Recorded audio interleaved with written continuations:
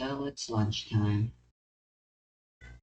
For its horror, the custom nights allowed for a more difficult experience, and this attracted a small portion of the community to dedicate themselves to pushing these games to their absolute limits. I've already made 2 videos on this topic, but now there's only one game left to talk about. It's harder than any Five Nights at Freddy's game that came before it. After the game came out, it wasn't long before everyone started asking the same question. Who's gonna beat the hardest challenge first? This is the quest to perfect Ultimate Custom Night.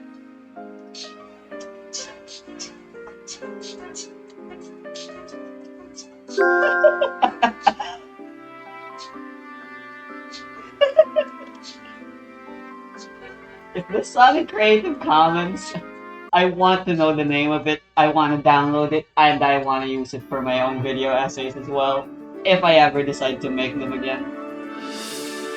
What level are we? Let's see if I can speed up the grinding process a bit. Pizzeria Simulator. In a Steam forum post, the game's developers Try fighting Modari. stated that he was developing an Ultimate Custom Night add-on for Pizzeria Simulator, a game that had no custom night on its own. He used his website, scottgames.com, to tease many aspects of the game, which is where we found out that the default roster would consist of 50 characters. He also used his website as a sort of progress meter to showcase how much of the development was completed. He quickly realized the scope of the project was far too large to relegate it to an add-on for an existing game, and thus, Ultimate Custom Night became a standalone title. After a few months, the game was ready to be released on June 22nd. It was delayed. This is because Scott had agreed to not release the game until a certain FNAF YouTuber got back home from his vacation. So, on the 27th, the game was finally released. As you might expect, the concept of dealing with 50 different characters at the same time The mother's strength flows is through pretty me. mind-boggling. Unlike challenges from previous games, this one would be a lot more complicated and significantly more demanding. Five Nights at Freddy's, at its core, is a game series built on resource management, and Ultimate Custom Night is no different. To start, there's many things that need to be passively managed, like the power, the temperature in your office, your noise level, the ventilation. There's also a menu. Powers of the heavens. Ventilation, the heater, the power AC, and the global music box, which can only access the key lines of the numbers 1 through 6. Run in battles, brains win wars. To choose which one is most appropriate to use at any given time. The monitor also has a reset ventilation button below the list of all these systems, which does exactly what it sounds like. Darling. Every so often, the room will start to fade to black, and if you don't want that to happen, you'll have to open the camera to reset your ventilation. On the topic of the monitor, there are 3 separate monitoring systems that need to be accounted for: the cameras, the vents, and the ducts. Each of these systems have their own animatronics and unique mechanics that must be dealt with. On top of all this, the office itself has quite a few things that need to be managed, such as the 4 doors and a plethora of animatronic-specific mechanics. My studies have There's prepared also me a for currency this. system, Fast Coins, which you receive every time an animatronic bangs on a door you close. They can also be found on the cameras. This one's mine. One educated strike is all it takes. 4.5 minutes, and there are a few power-ups that you can get thanks for the by attention, to make your darling. life a little bit easier. But a lot of the time, people would opt to not use them because you'd have to go back to the menu to turn them on, and ultimately they usually weren't that useful. With Five Nights at Freddy's in general, the AI level of any given animatronic, their difficulty, Guess I ranges from won. 0 to Better luck 20, next time. with 0 marking a character's complete absence, and 20 obviously being the hardest. The game also has a scoring system that assigns 10 points per one AI level added to the night. So with 50 animatronics at a value of 20, this makes the maximum possible score 10,000. And that's essentially it for Scenes the open basic like everybody mechanics of supposed Ultimate to, Custom Night. Obviously, this challenge is so hard that brute forcing it would just not work at all. In order to ease into it, people opted to learn the game in parts, by learning animatronic that's like mechanics in fucking groups. trying to beat From there, Toho as by people just figured out the mashing game, they would start to buttons work their and way hoping up you to dodge. 50-20 by adding more content to the mix. But in order to understand the true difficulty behind this quest, it's inevitable that I'll have to The mother's give strength a flows basic through me. Bro, these explanation three of how love showing every up. character What the in this fuck? game works. That's right. All 50 I just of wanted them. to hit the family Level note. up. The character roster is arranged in release order of the games, so I'll go ahead and do it in that same order, starting with the FNAF 1 animatronic. This one's mine. Freddy advances in stages on the left. Uneducated strike. The door is closed, he resets and starts over. Bonnie and Foxy are intertwined, both showing up in Pirate's code. You can tell which one of them is there at any given time by looking at the animatronic figure on the left corner of your desk. Thank you. If You guys not want BDs? We have been blessed this day. Turn off the cameras for a brief moment. For Foxy, he will attempt to slowly enter your office in separate parts, but checking on him in 14 or so second intervals will minimize the RNG that determines his progress, and it's also best to check the cameras when his figure isn't on the desk. Chica sits in the kitchen, and the game checks on every 15-second interval whether or not the global music box is on. If it's not on, she has a chance to get mad, and you'll know if she stops banging pots and pans together. To fix this, you have to go over to Cam 4 and press the button to switch what music is playing manually. Moving on to the FNAF 2 animatronics, Toy Freddy is a bit of a funny case because he kinda just sits on Cam 8 playing his own version of Five Nights at Freddy's on a computer. The enemy, Mr. Hugs, moves about every 15 seconds.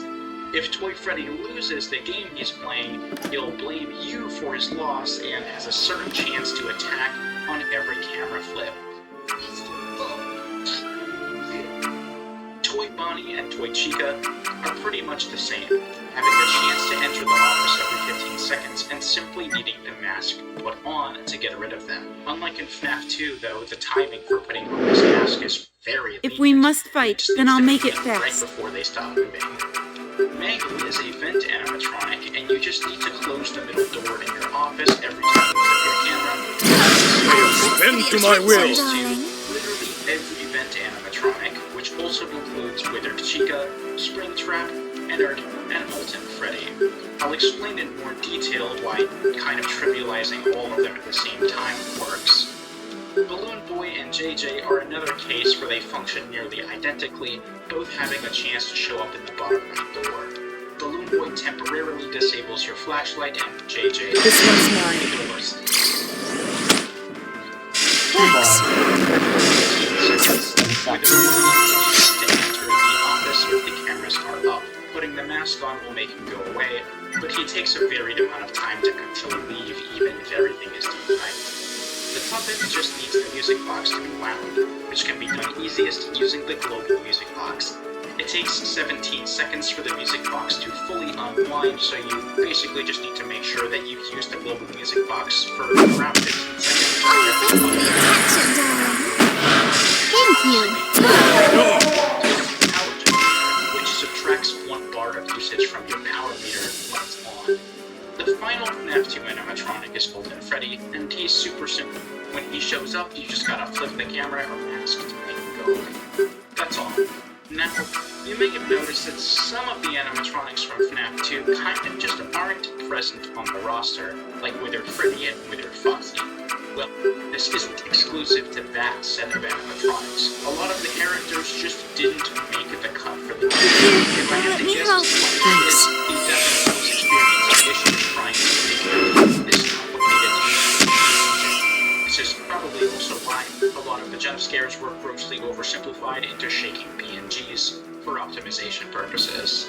In terms of FNAF 3 animatronics, I mentioned Springtrap being a vent animatronic earlier, so that just leaves the three phantoms that make it.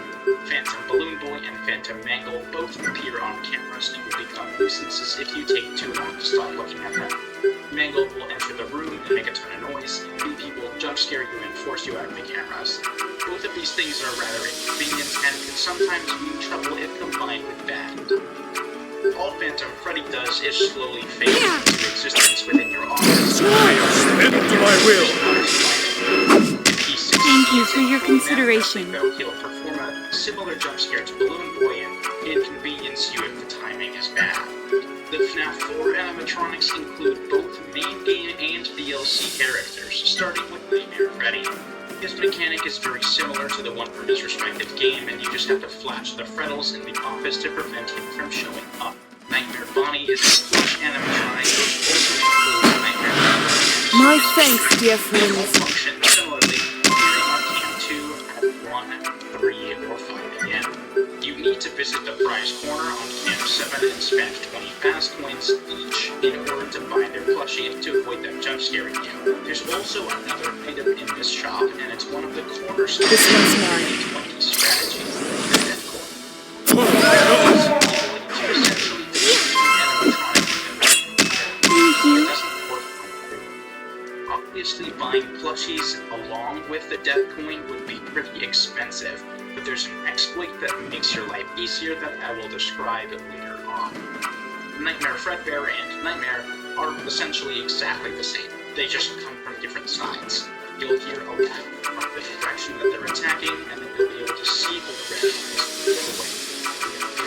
Close the door. Nightmare Chica doesn't make an appearance in this game. Thank you. My thanks, dear friends. So far, that's directly related to the temperature mechanic. As the office heats up, she'll start to materialize in both halls simultaneously, which can be stopped if both doors are closed.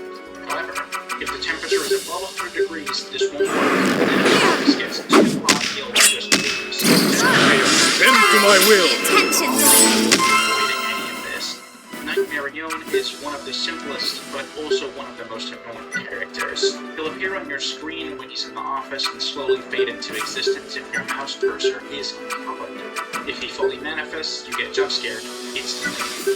It's rather unforgiving, but thankfully there are only certain places where he can show up, so later down the line people learn to keep their mouse on only certain parts of the screen to avoid it being a huge issue.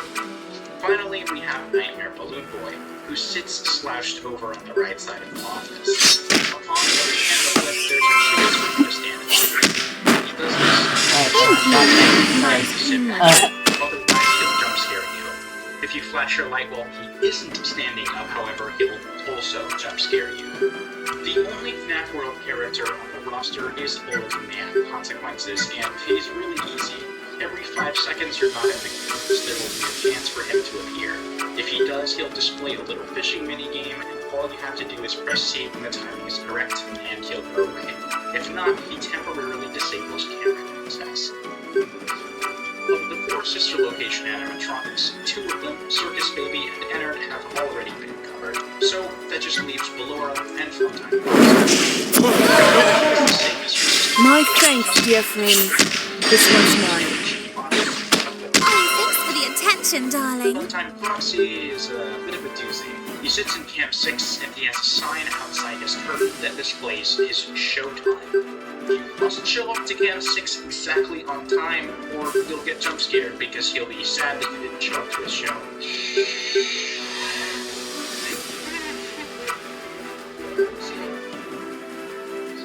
The first showtime will be anywhere from 1 to 3 a.m. and after every successful showtime, a new one 1 to 3 hours later will be chosen. This one's It's mine. possible for a showtime to even at 6 a.m. and even 6 a.m. shows as well, except for very specific circumstances, which I'll talk about later. Now we're at the final game in the roster. Freddy Fazbear's Pizzeria Simulator. For some reason, Scott decided that 18 of the 50 animatronics in the roster should be from one game, so this one's gonna have a lot. First of all, Scott grouped the trash characters, Trash and the Gang, even though Mr. Hugs is playing FNAF with Toy Freddy and Pan Stan is just completely absent from the game. They're essentially just distractions, with the balloon having a random chance to take up space on the camera. Bend to my will. Oh, thanks for the attention, darling. LP will have a chance to appear in your office upon every camera flip, and if you fail to click on him in time, he'll pull down the cameras and blast you with an air horn, making it a lot more easy in the process. Everyone in competing for melodies is a duck animatronic. The ducks have 2 exits and only one can be closed at any given time. People realized that placing an audio lure on One educated strike is all it hit you. Thank you. That was a lot of damage. My thanks, dear friends. Thank you. and Orville being the main Oh, thanks for the attention, darling. you want to use the I swear to use this power for the well-being of others. Happy Frog. Similarly, it's one level Orville is every usually battle. unaffected by the audio lore, so both I'll of get them to level basically need to be 25 managed in slightly just a different bit. ways. Rockstar Freddy stands idle on the right side of your office for the whole night, and upon every camera flip, he has a I see. chance of learning to ask for 5 Faz coins. If you take too long, he will jump scare you. There is thankfully an alternative way to deal with him, though. Using the heater will cause him to glitch out, and you won't have to pay. However, this has the consequence of wasting power, both during the use of the heater and when you need to cool the room back down afterwards. Rockstar Bonnie will appear in your room kind of randomly, and you'll need to search through cams 1, 2, 6, and 8 for his guitar, which will be sitting on the left side of the screen. If you fail to find it fast enough, you'll get jump scared. Every 10 seconds, the game will roll a number to determine if Rockstar Chica appears, with it then being a 50-50 on whether she shows up on the left or right hall. She won't enter the side of the office that has the left floor sign placed. Rockstar Foxy is a bit of a strange case, because he actually shows up even if you don't have him activated in the roster menu. Every minute, there's a chance for his bird to appear on the left side of the office. If you click on the bird, Rockstar Foxy shows up and offers several outcomes depending on RNG. In the worst case scenario, he jump scares you, but most of the time he'll offer 4 buffs from which you can choose 1.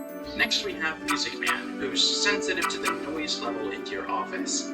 If there's too much noise happening for too long, he'll start playing cymbals, which progressively get faster until eventually he gets fed up and he jump scares you. L-Chip isn't actually present as an animatronic, but instead has a chance to play an ad that covers your screen every 10 seconds. All you have to do to get rid of it is press enter or click the prompt. Funtime Chica has a chance to appear every 35 seconds with a flash and some dialogue. Like L-Chip, she's kind of just a surface level distraction. I talked about Molten Freddy being a vent animatronic a while ago, so I'll move on to Scrap Baby. She doesn't initially start in the office, but she has a chance to show up every 5 seconds the monitor is up. She acts the same as she does in the scrap sections of Pizzeria Simulator, and every 5 seconds she has a chance to progress. All you have to do is shock her to prevent this, in which case she will disappear on the next camera flip and never show up for the rest of the night. Scrap Trap, or Afton, has a chance to appear every 29 seconds, marked by loud sound, plus the office lights flickering. As long as you react quickly enough by closing the side vent, you'll be safe, and he only shows up once a night.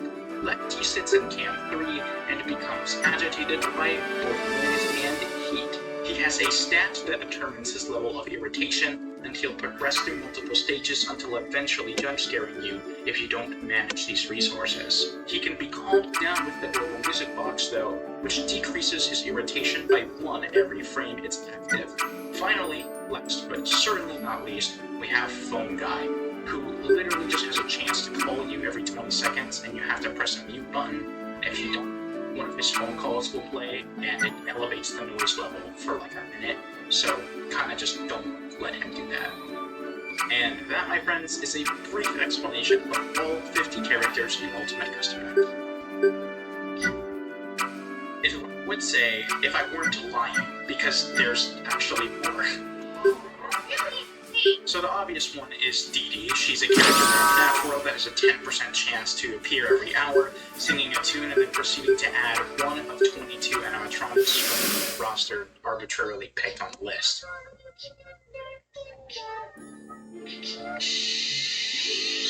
There's also 6 more secret animatronics that I've yet to mention. When playing 50/20 mode, Dee Dee is replaced by Zor, or Shadow Dee Dee, or whatever you want to call her. As opposed to having a 10% chance every hour, she has a 33% chance to appear every 10 seconds. Once she does appear, she will add 6 more secret animatronics at an AI level of 10. So in actuality, the true maximum score of Ultimate Custom Night is not 10,000, it's 10,600. Now that we've got all that out of the way, we can finish this section off with me describing all of the secret animatronics. First off, we have RWQ FASF XC, or Shadow Bonnie, it just says Shadow Bonnie, who appears randomly during the night and causes your office to turn pitch black for 10 seconds.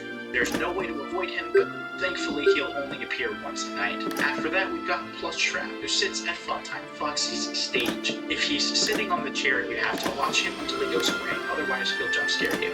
Nightmare Chica will also be added, and her jaws will slowly encroach on the player from the top and bottom of the screen unless the power AC is turned on. The final 3 are all from sister location, that being Bonnet, the Minarinas, and Lolbit. They act almost identically to their sister location Custom Night counterparts, with Lolbit specifically adding to the noise level for as long as he's on screen until LOL is typed on the keyboard. With that, I've completed my brief description of technically all 58 separate characters in Ultimate Custom Night, and now we can talk about the fun part, actually beating 50/20.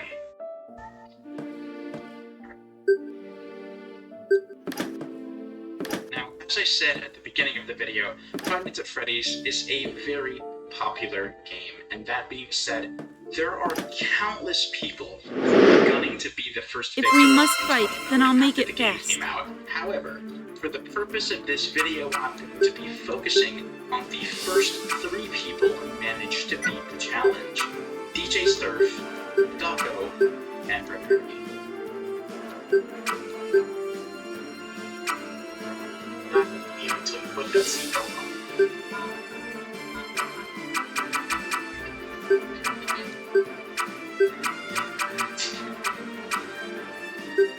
This one's mine. Mine's painless.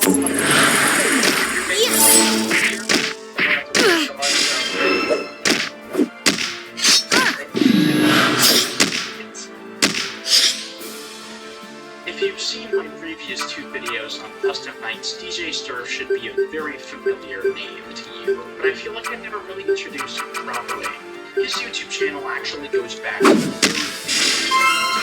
dozens of years ago. He started his FNAF career with a pretty impressive early time, 0 deaths. Guess I won. Better luck Yes, next expected time. for a rhythm He even gameplay. did one of the first green runs, completing 4 Thanks. with 13% power remaining, which was the record from 2015 all the way up to 2019. He continued to be on top of FNAF challenges all the way up to the release of Ultimate Custom Night, and just like Dawko, he started his journey on launch day. DJ Sturf was a prime candidate for the victory. Would he be up to the task?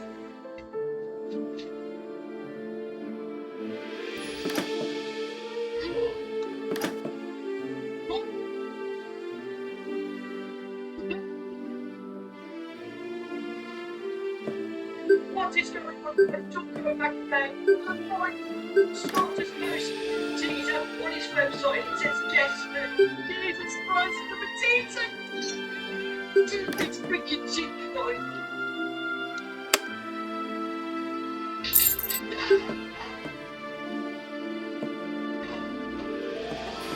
Dawko started his journey through Five Nights at Freddy's as one of the pillars of early FNAF theory crafting, with videos dating all the way back to January 2015. Fast forward to 3 years later, the entire game's release was delayed just for him.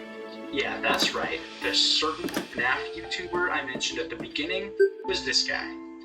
And on the day of the game's release, he was live on YouTube and locked in for the grind of his life.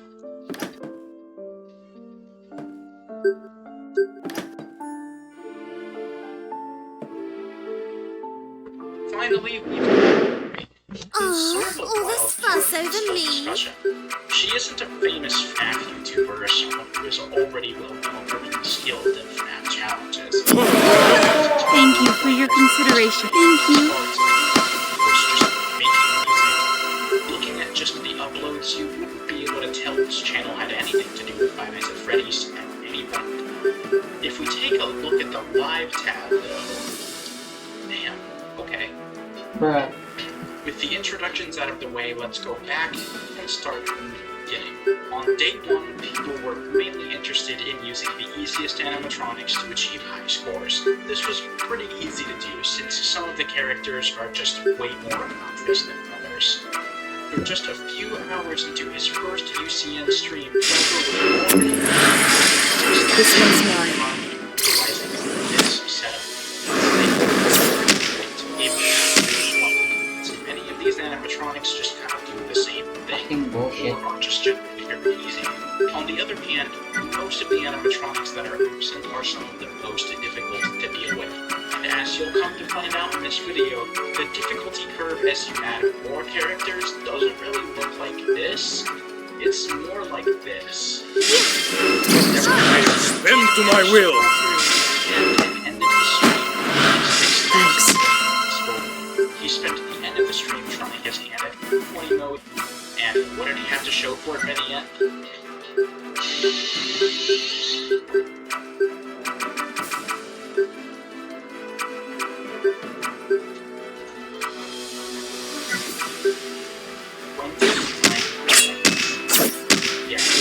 Dedicated strike is all it takes. 6,000 on his first day. Unfortunately, his 50-20 mode attempts went a little worse than Taco's, with him getting 28 seconds in total.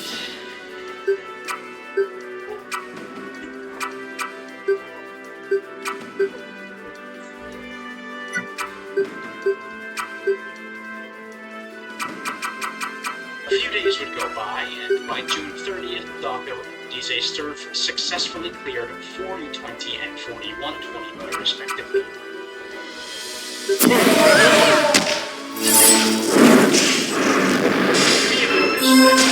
Mentioned Mary, and that's because her first stream wasn't until 2 days after the game's release on the 29th. But just because she wasn't streaming doesn't mean she wasn't playing. Come on. Come on. Come on. Come on. Please. Yes. Yes. Holy shit. Darko, I'm going for a high score.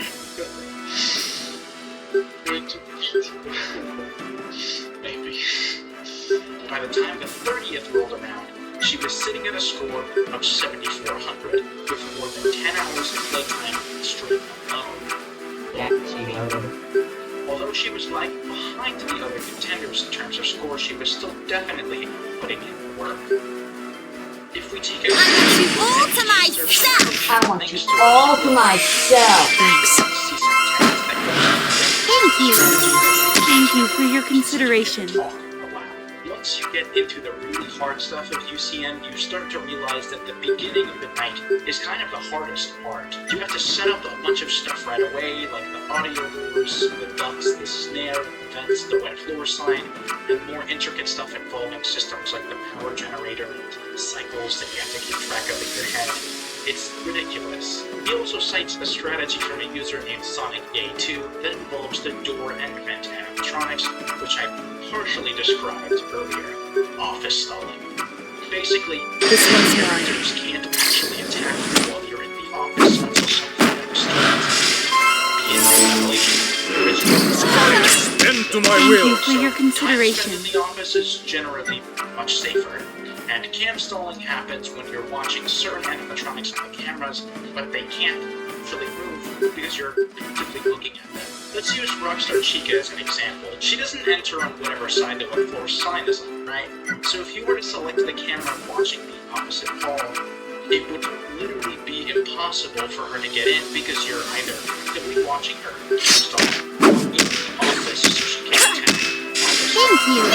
These strategies My thanks, dear technically friends. developing a working method for beating 50-20 mode, and they'd basically be the basis of every round going forward. 50-20 mode was finally seeming a little more doable.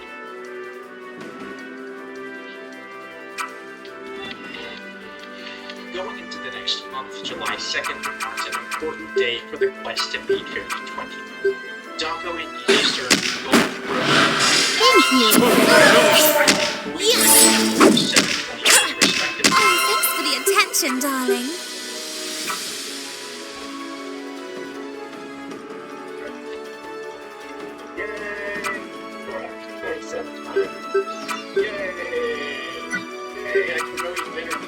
A key strategy in allowing this completion to happen came the day before from a YouTuber by the name of Fast Dasher.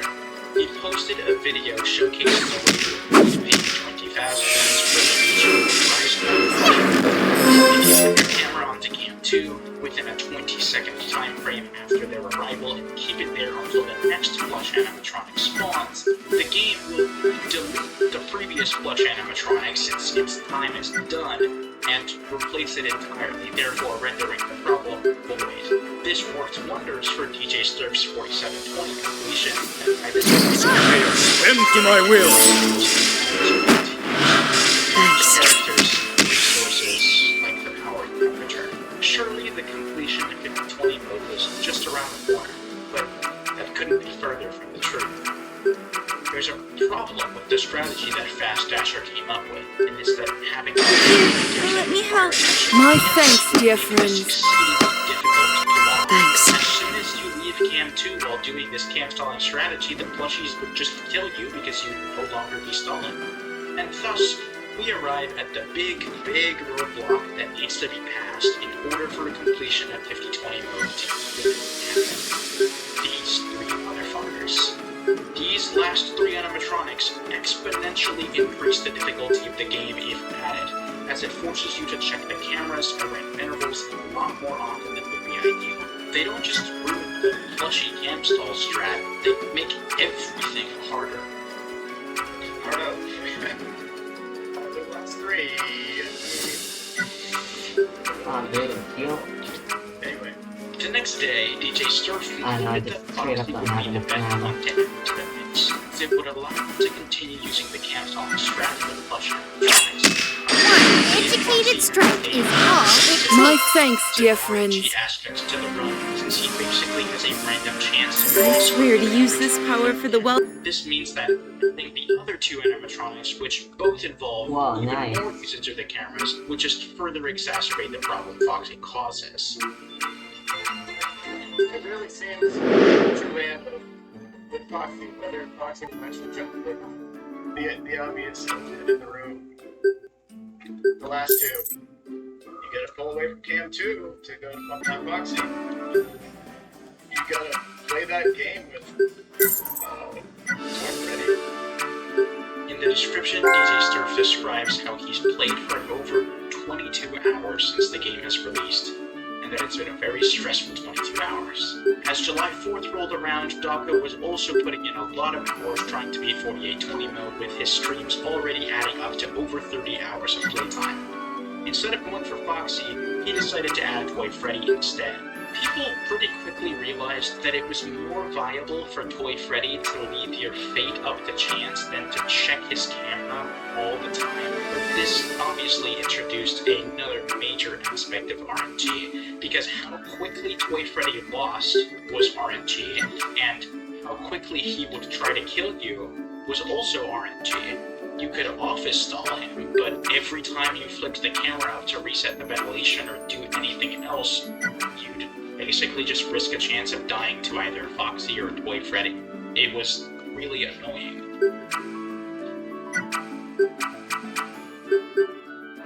I didn't put Foxy on because he was being a meanie tonight.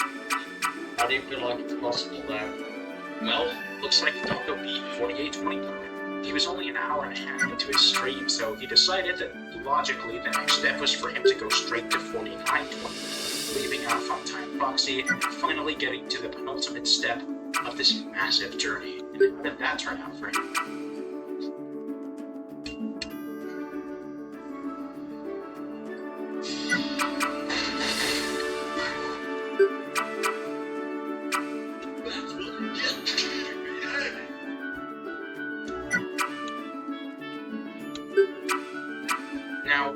meantime, you might have noticed that Romeri kind of hasn't been present for a while. What was going on with her during this?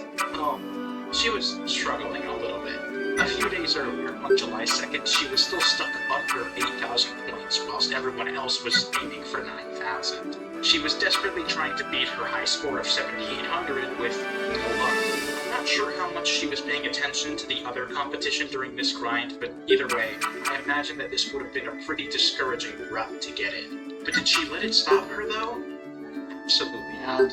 Go get this, because the stat increases are super nice. What? Yes. Yes! Woo! Yes!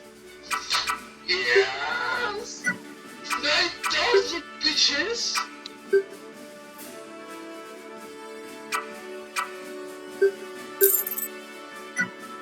Oh. Oh! Okay! Yes! It's over 9,000! In just a few hours of playtime, Romeri had managed to boost her score to 9,400, closing the gap between the competition. The next day, July 5th, Dawko and DJ Sturf would both complete 49-20 mode, with Romeri actively attempting to skip from 9,400 to 9,800 points to match her competitors. I'm doing it, boys. I'm doing it. I'm freaking doing it. I'm freaking did it! I freaking did it!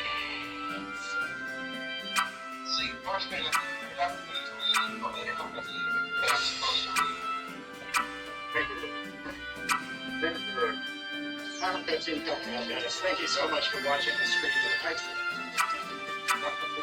Everyone was having a really hard time dealing with the added RNG that came from Foxy, but everyone universally agreed that Funtime Foxy was the most annoying file in the trying thing.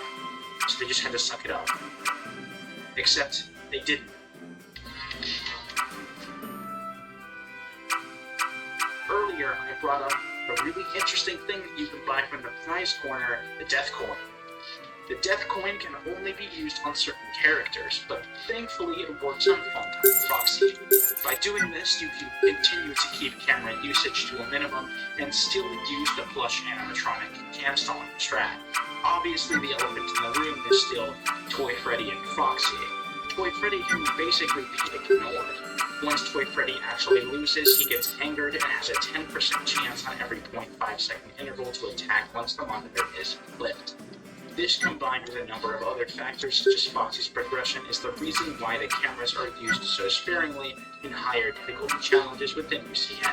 This strategy is what allowed a 50-20 mode completion to go from a pipe dream to an actual, tangible possibility. Keeping all of this in mind, I want to show you all something interesting that happened to Dawko that day.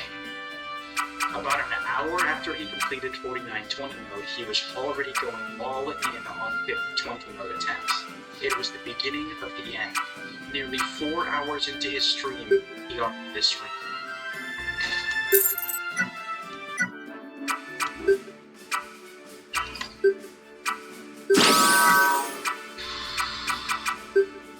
Four AM. Job. 4 AM, boys. 2 more hours. I've been doing it. I never thought I'd get that far. I've been... On July 6th, Romeri played on stream for over 11 hours, beating 49-20 mode and finally joined everyone else in the grind for 50-20. Dawko was having a bit of a hard time, and I honestly don't blame him. At this point, Romeri and Dawko had both put over 40 hours into streaming the game, with DJ Sturf putting in almost 30.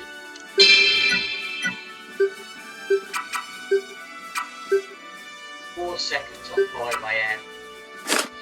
DJ Sturf really couldn't afford to be putting so much time into this stressful endeavor, which is why, on July 7th, he decided to take a break for his health, and thank God that he did. A custom night, I'm planning to go back and beat 50-20, but I think it's doable. I think I can do it. I'm very confident that I can do it. However, I need to be at or near 100% health to be able to do that. It's your health over a video game that can be completed later. That's why take care of yourself. And again, it's been 26 and 27 hours of just non-stop stressing in the game, and then strategizing, and looking at stuff out and everything. It's been crazy. But it's been fun. And I'm gonna look back on this and look back. It was pretty fun. So, alright, check you next time. In other news, Rameri had managed to get to 5 a.m. on 50/20 mode, 2 hours and 39 minutes into their stream.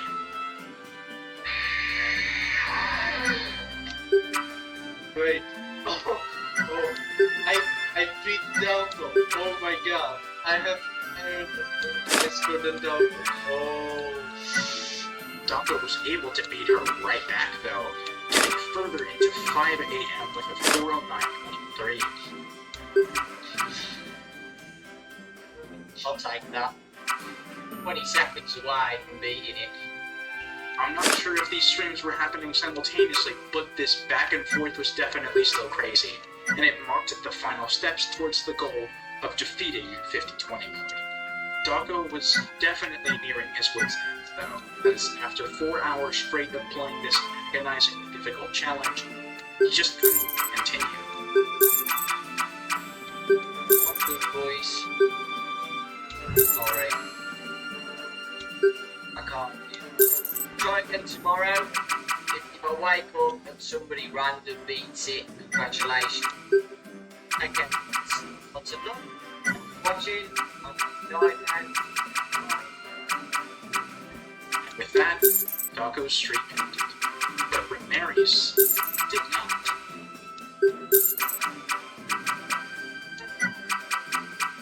Her streak went for nearly 12 hours. Although she was only able to get to 5 a.m. a handful of times, she didn't let that stop her. For some reason, the VOD on YouTube gets cut off at the end, so the stream was probably actually longer than 12 hours and the VOD just cuts off at that point for some reason. The next stream starts with her having a higher personal best of 416.3, less than 15 seconds away from beating 50/20 mode. Nevertheless, eventually, this stream did end, and FUS July 8th rolled round. Doggo was nowhere to be seen, and neither was DJ Sturf. Rameri was a mere 13.7 seconds away from glory, and nobody was there to stop her. Once more, she went live. Was this it? Was this the end?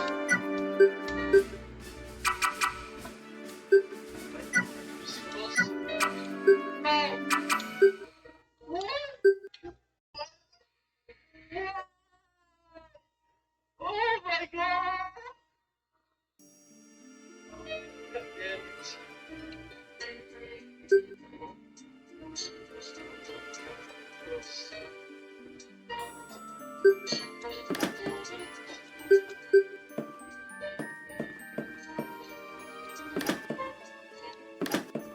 What?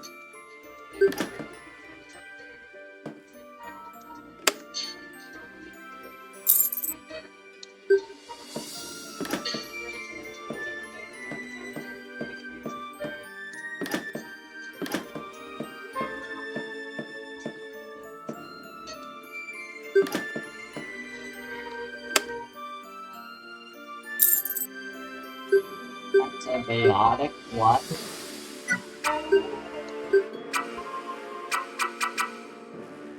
Nice.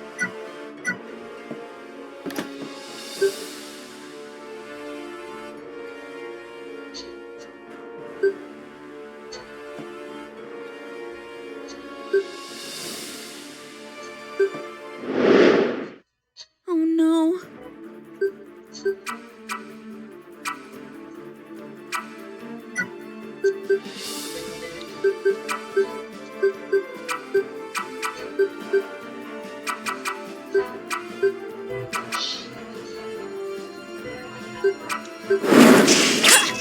This one's mine.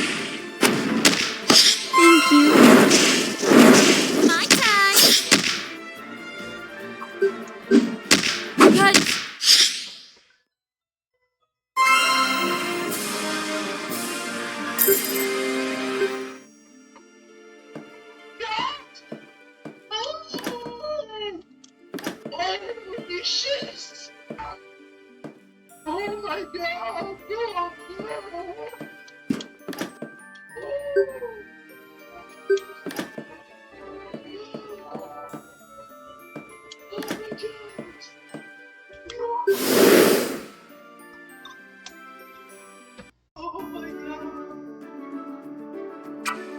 After 63 hours, 46 minutes, and 12 seconds of streaming, 5020 Five Nights at Freddy's Ultimate Custom Night was finally conquered. And of course, let's not forget about our runners, who also put in a tremendous amount of work to realize their goal. On July 12th, both DJ Sterling and Taco, having taken small breaks away from the stress, also successfully completed their goal. Oh my gosh, thank you, Lord. Okay, so that's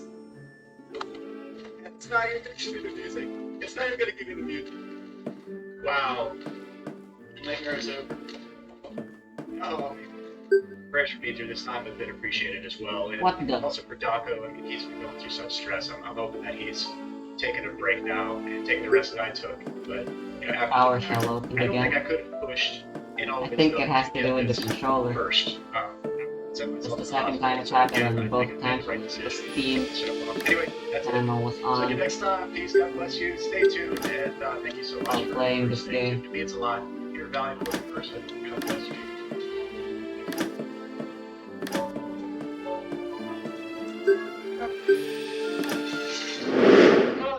Oh no.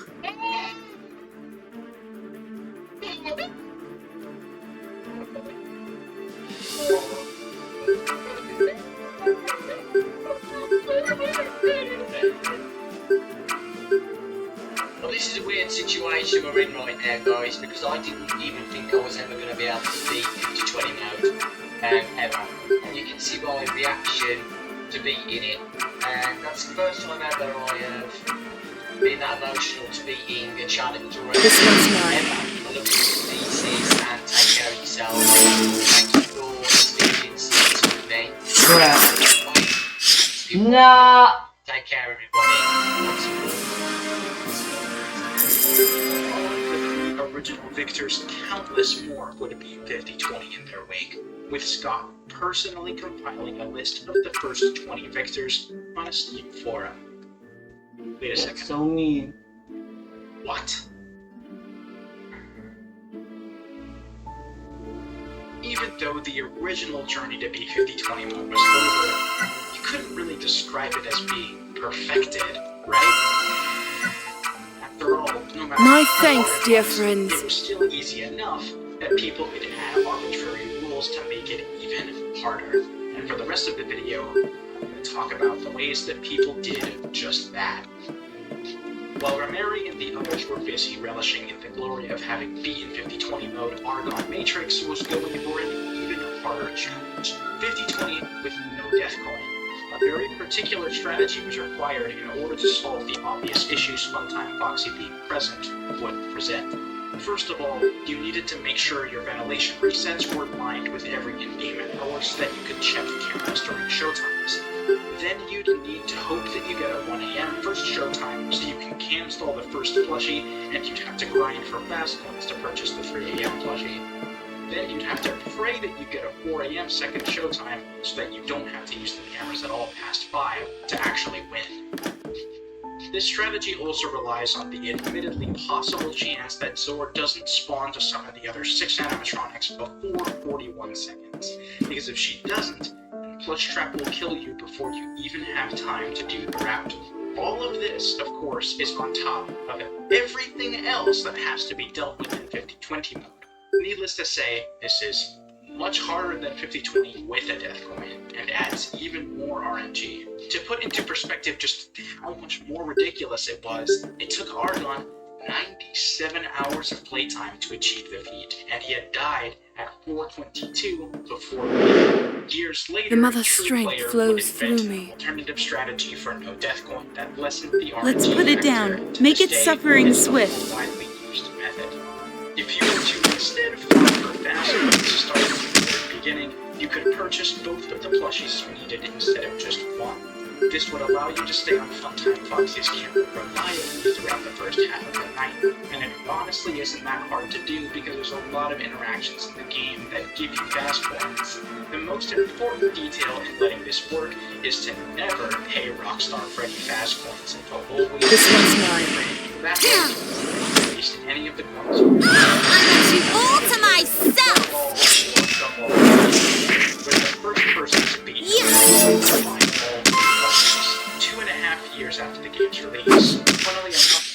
strategy isn't actually too different. Oh, thanks for the attention, darling. The only difference is Guess that wasn't too bad. tennis coins and buy all 3 plushies instead of just 2.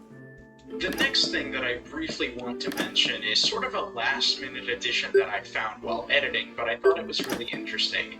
Basically, a player named Brayden was able to beat 50-20 mode with no death coin and no plushies. It involves some strategies that I haven't quite talked about yet, but will elaborate on in the near future. Beating the game in this way was assumed to be impossible for a pretty long time, but it's thanks to a player named CamUCN, who I'm gonna mention a few times. They're actually quite important. That sentiment was proven incorrect. It involves getting a 3 AM and 6 AM showtime for Funtime Foxy, and at 2:15 you need to switch off of Cam 2 for exactly 1 frame as 3 AM rolls around to check Funtime Foxy, and for some reason the game just doesn't end up killing the plushie if it's done. My studies have prepared me for the rest this. of it, you're going to be office stalling or Cam stalling both of them, the plushies and Funtime Foxy, so it ends up working out even without a death roll. There's one more challenge that I want to talk about in this general category that I think really pushes the limits in the game. It was arguably one of the most difficult possible things to do in Ultimate Custom. 50-20 mode, no death coin, no exploits, done by none other than a true player. So, what do we define as an exploit? Well, you remember at the beginning of the video when I described office stalling and cam stalling as being the backbone of 50-20 strategies? Well, throw them both out the fucking window because they're not allowed anymore. This basically means that everyone is attacking all the time. This one's mine. In the description, he describes it as easily Bend to my will. and is by far the hardest video game challenge I have ever completed in my entire life. And that's coming from someone who has beaten 50-20 mode using various different methods and restrictions probably well over 100 times, if I had to guess. There is no way.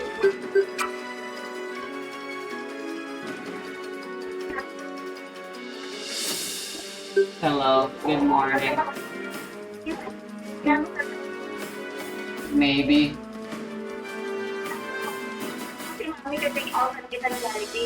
Sure. That's fine by me.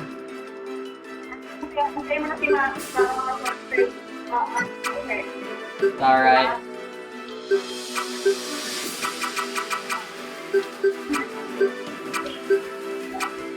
Let me help. Thank you for your consideration. Thanks. Is True Player is no doubt one of the best FNAF players of all time.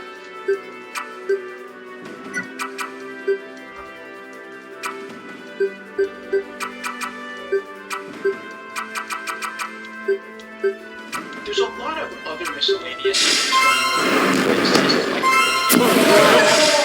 beating it with beating it at 175% speed, beating it with all plushies, no death point, and no power generator. Jesus. Aw, dang it. The list goes on. There's a whole other category of challenge that people love to do in basically every Five Nights at Freddy's game, though. Green runs. It's a I self-buff. mentioned it earlier, but a green run is essentially just trying to beat a certain number challenge with as much power left as It's a possible. self-buff! Optimize your gameplay for what already needed to be pretty Alright, I guess I'm resetting Mara. I talked about Not like money's a problem anymore. previous custom night videos, but none of these green runs were nearly as insane as the ones in Ultimate Custom Night. I mean, how much power did you possibly beat 50-20 mode with? Well, let's find out. First known Ultimate Custom Night green run for 50-20 mode is Gunball's 26% run from October 17th, 2020.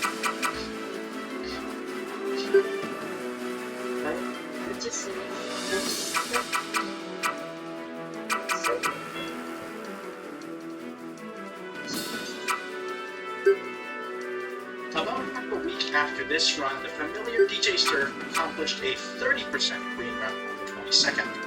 A lot of the power in 50-20 mode was wasted shining the flash. Motion animatronic that was being office stalled into the room. At least, that's what people fly. It turns out, when Phantom Freddy jump scares you, he won't show up again for a pretty long time. So naturally, if you were to just close the necessary doors the instant before he briefly incapacitates you, you'd see what's Bend to my will. My thanks, dear friends. Yeah, 30%. No power-ups, 30%. That is so nuts. Oh, man. With some minor optimizations, such as not fumbling with Toy Freddy at the beginning, he was able to further improve his own record up to 32%. 32. Okay. Alright. Oh. Let me help. Oh, thanks for the attention, darling. Much anytime soon.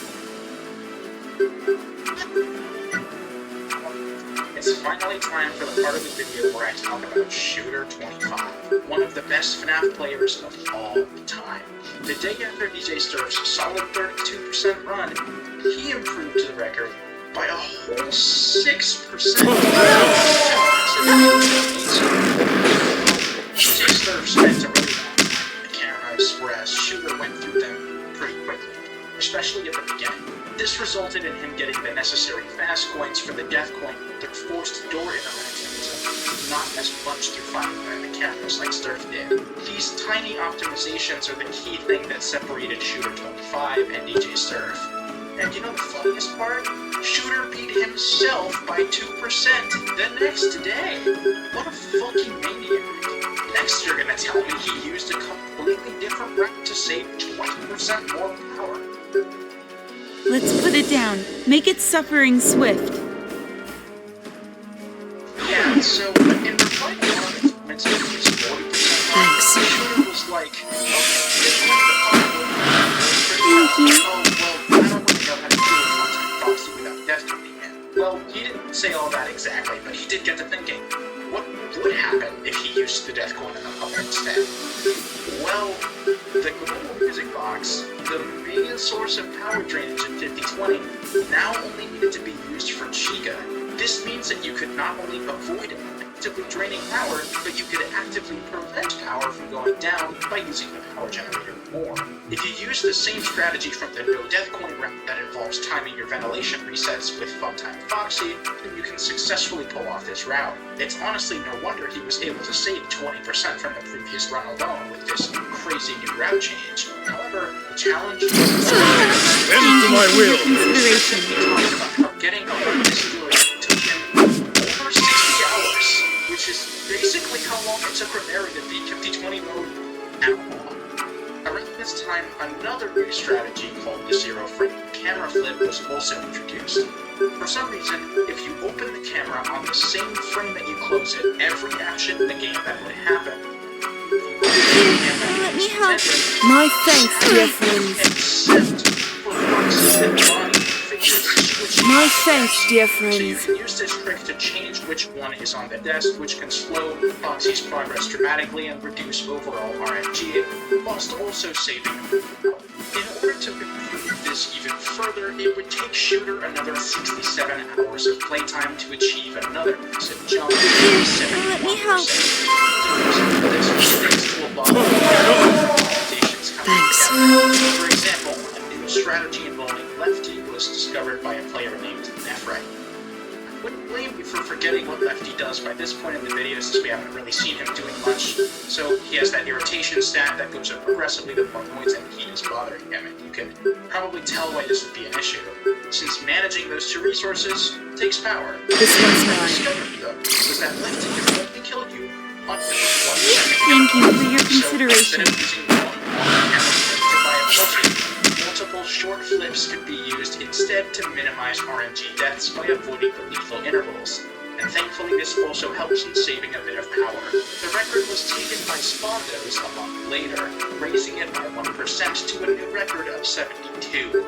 It seemed like Shooter was disinterested in taking it back because he was Bend to my will. and it only took him 2 days to reach a 74%, once he actually started trying. Between his 71 and 74% I am blessed with runs, new a strength. strategy for the beginning of all 50-20 runs called Segmented Night Setup was introduced. If you compare these two runs, you can see that it's pretty much exactly what it sounds like.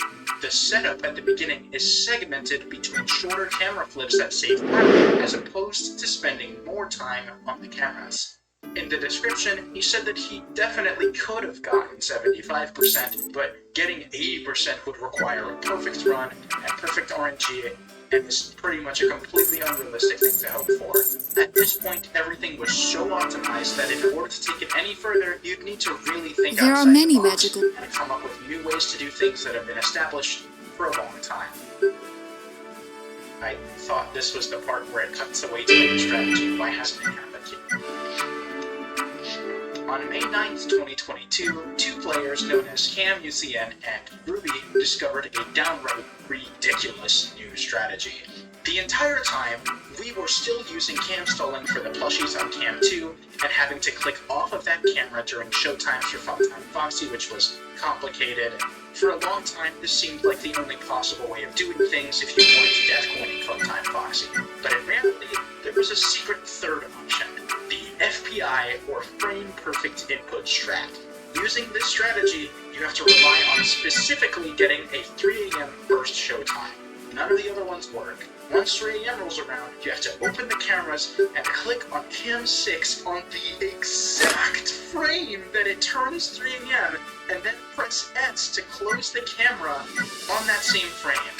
During that time, the first flush animatronic will disappear, and the second one will take its place at 3 AM. And simultaneously, you will have fulfilled the showtime requirement by showing up for exactly one frame.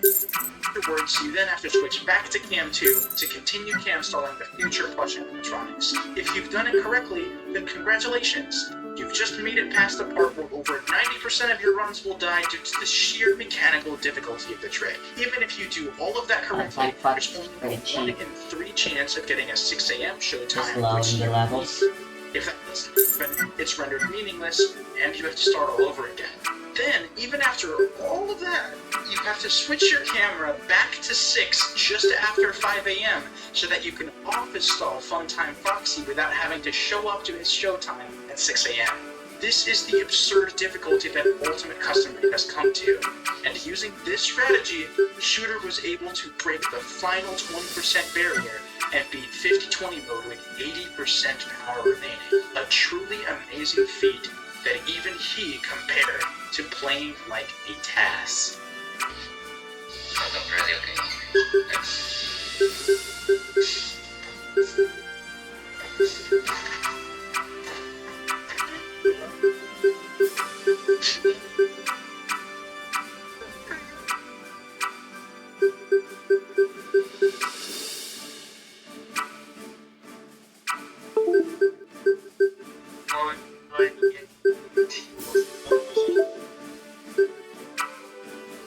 There was another good player who was up to the task, despite how ridiculously difficult it had become.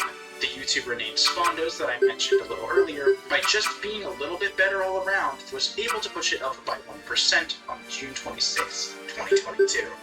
In July, Spondos theorized that a different route might be better than using FPI at 3 AM, but for a reason he doesn't even know himself, he waited over a year to actually try executing it. During this period, UCN pros got their hands on the source code of the game, which allowed them to understand it even more than they already did. Fast forwarding to October 2023, Spondos would start attempting his new route and strategy.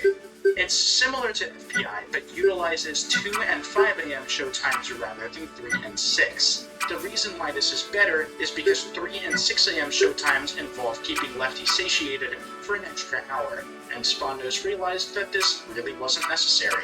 It utilizes a different type of frame-perfect input, where rather than clicking off of Cam 2 to Cam 6 on the exact frame of the showtime, you instead click on Cam 6 on the exact frame you close the camera at around 3 minutes and 44 seconds. Normally clicking off of Cam 2 at this interval would kill you because you're no longer cam stalling, but because you exit the camera on the same frame you leave Cam 2, the game just doesn't punish you. Since the ventilation reset happens slightly before the trick is performed, you can close the camera while on camera 6, which allows you to office stall both the plush animatronic and Funtime Foxy for the remainder of the night.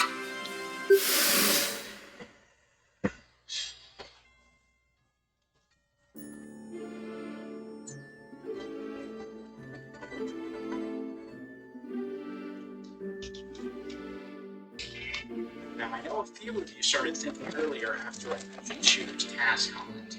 What would a task screen look like? Well, guess what? Shooter went ahead and made one, and it is insane.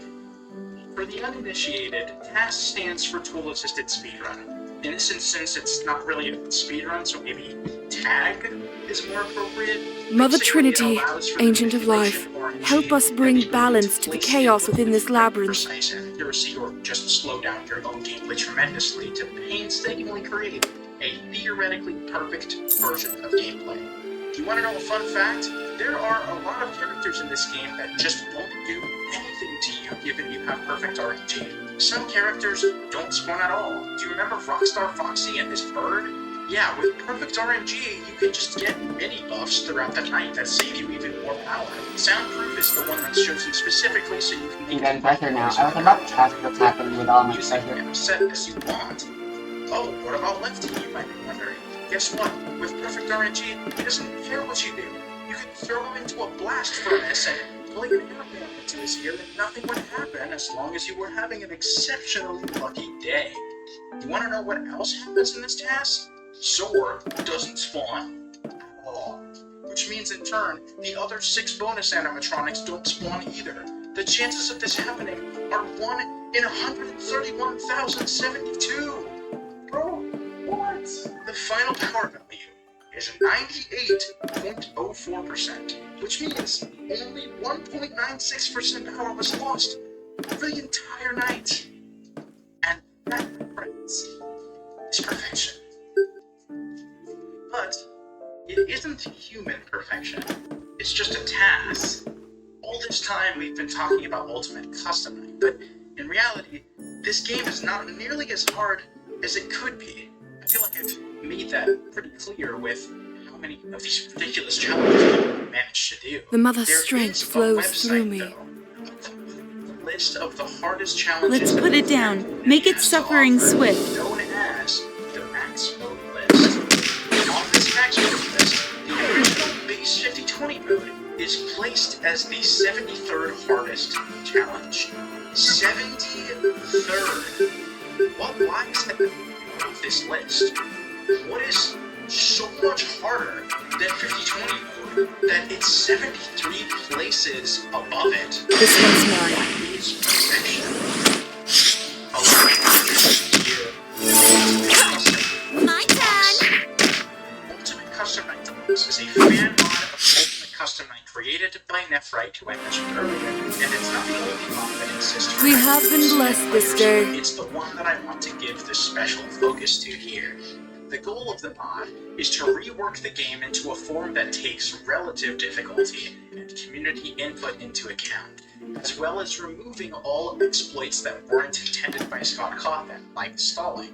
The puppet needs to be manually wound, every plushie needs to be bought, the night length was increased to 6 minutes, and, in general, many characters that were previously pushovers or easily cheesed have been corrected, and overall, the game has been made so difficult that even beating the normal 50-20 on this is significantly harder than No Death Coin, No Exploits in the original. Of course, that didn't stop people from beating it anyways. People did green runs, and people even beat them with No Death Coin, which is currently the 4th hardest challenge on the Max Mode list. But if you see a deluxe No Death My Coin, studies sits at have number prepared me 4, for this. then that begs the question, what's number 1? Well, to answer that question, you need to understand that no matter how hard something is, it's usually not hard enough for at least My one thanks, person. dear friends. So an entirely new challenge was created. Harder than 50-20, harder than No Death Coin, harder than No Exploits, harder than anything the Five Nights at Freddy's community had ever seen before. Hopeless Pursuit. A super This one's mine. amongst 50-20 You might remember me mentioning like Lucian a few times in the video, who helped discover the FBI strat along with Ruby. She was going to try and beat Hopeless Pursuit. She was going to try to beat the hardest challenge. Yeah, she really is a in dog. history.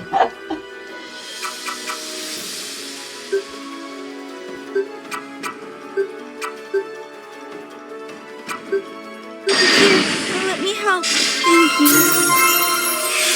Thanks.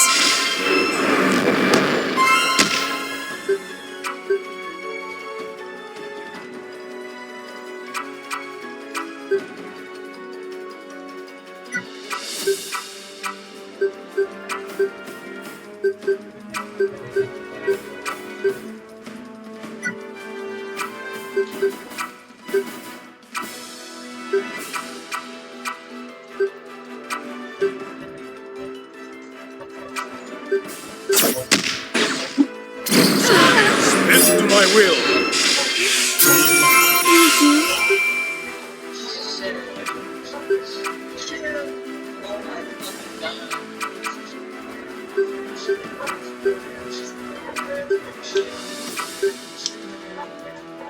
All of the hours put in, countless people over 5 years, led to this one victorious moment.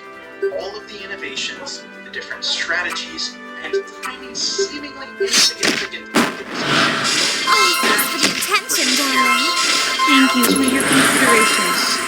to master one game have finally been realized. I think this is as close to perfect as we're gonna get for a long time. This has been the quest to perfect Ultimate Custom Night. I hope you enjoyed the video. Here, let me help you. My faith, dear friends. God damn it.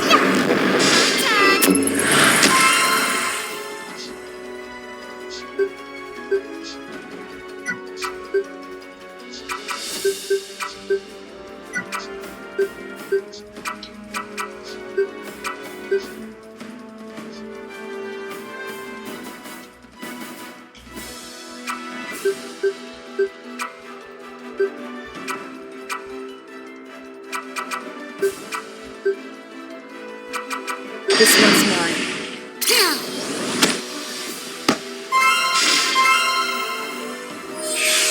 Thank you for your consideration.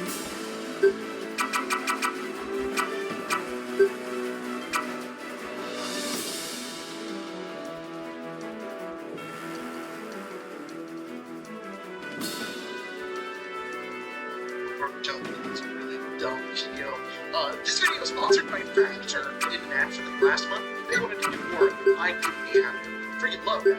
Easy meals that taste super good. If you're like me and are too busy with holiday plans to cook, you want to make sure you're not ordering fast food from a lawsuit, which gets expensive. Save all the time, all the money. Get with Factor. Bend to my will. How each meal tastes. They're not frozen. They're ready in 2 minutes. And guys, I'm serious. I ate these like every day for a week, and I ended up subscribing to it myself because Spencer and I loved them that much. This pork chop meal was so good. I was shocked at how juicy and flavorful the pork was. Along with broccolis, I don't ever have to salt or season these meals by myself. They just taste good. We even got these smoothies that didn't have any added sugars, and honestly were pretty filling, which I loved, and so did Marcy. She's pretty picky for a 1.5-year-old. She drank like this whole thing. So if you're looking for calorie-conscious options over the holidays and you're trying to save money and time, head to Factor75.com. Here, let me help you. Oh, thanks for the attention, darling. 50% off your first box. It's such a deal. Okay, then you know what? I'm just gonna go in and I'm gonna run up that squirrel. And I'm gonna kick him through the window. Alright. Mine's painless. Time on hand. Powers of the heavens.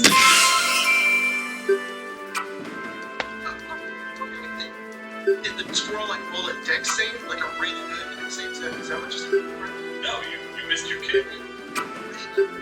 Did you roll my kick? Well, yeah, I figured you wouldn't want to roll a dice for me. So I can spend, And you've just been making my rolls and just describing my goes? yeah.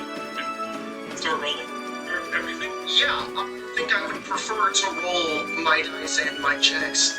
What? Okay, yeah. From now on, you know what? It's a sign of good faith. You can re-roll to kick the door down. Alright, wait, the door down? Well, I thought it was to kick the squirrel. Scroll right through the hole. So that was a check to kick the door down? Yeah. Is the door locked? Absolutely. You didn't check, so you know. Okay, well, instead, I'll walk really slowly towards the door.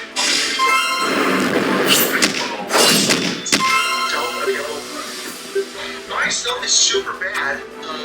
I'll just walk like as slow, like I'll slowly approach like the door. Roll. What do you want me to roll? No. Investigation. You want me to roll investigation for walking slowly to a door? Yeah, why not? But you need to roll something. 4. You take 1 piercing damage, and I need a con save. A con save for what? You're not up to date on your tetanus shots, obviously. What? How do you know I'm not up to date? Was that something I was supposed to do with the game? Yeah, I mean, okay. Bend to my will. Thank you. Is that a skill? It's a flat check. Okay. 5. Oh, okay. Okay, well, I can still roll my con save. That is another 4. Alright, well, you have tetanus. You have tetanus. What does that even do? Oh, I guess you might know it as lockjaw. No, but I'm lost. I also don't know that. Oh, well, Here, let me help you. it's very painful. And it's being reduced by sugar key. Roll skill checks until you, Go into open the door. Alright, give me a roll. Well, to open the door, I'll get some sleight of hand. Did you remember that disadvantage?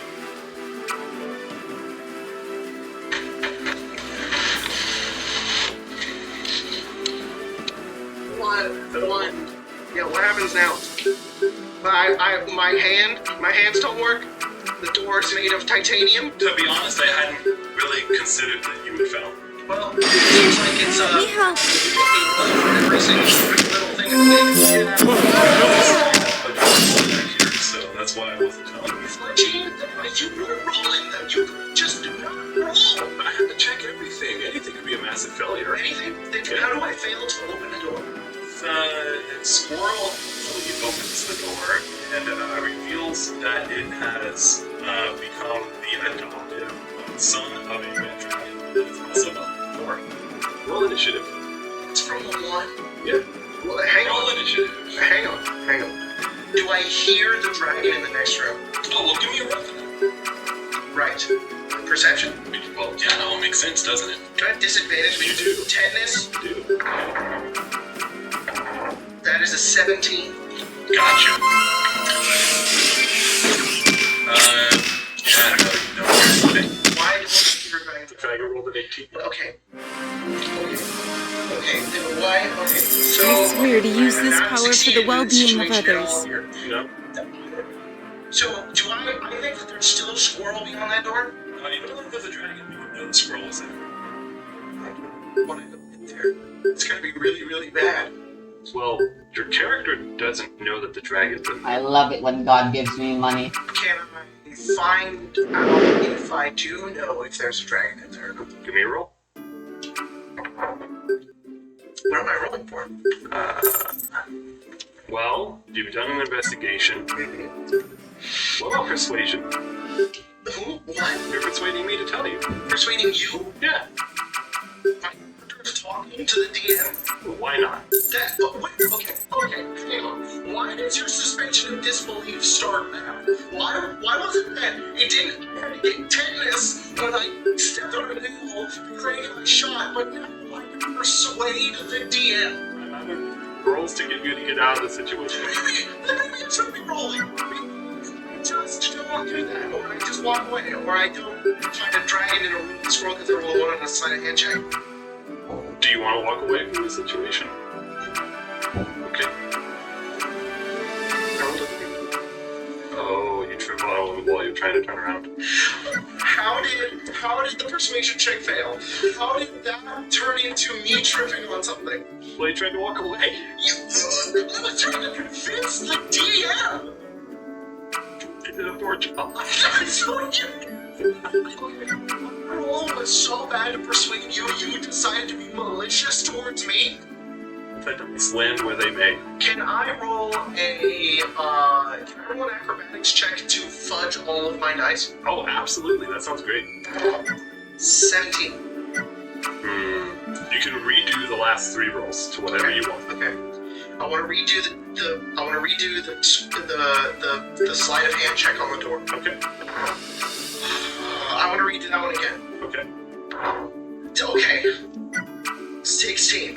You open the door, and there is simply a squirrel. I shoot him with my gun. I want to bend the laws of physics to create a gun in my hand. Give me a roll. 13. It's a BB gun, but it's a gun. It'll kill. I shoot him. Give me a roll. I hate him so much. Well, I roll it. I roll it. What happened? You'll shoot your eye out, kid. Oh my god. God, why aren't you rolling anything? Well, none of my creatures have made, like, actions against you. They're like stealthing, and you rolled a stealth check. Why aren't they rolling? Why are they making all the rolls? You can't just decide to roll now. What are you doing? What are you rolling?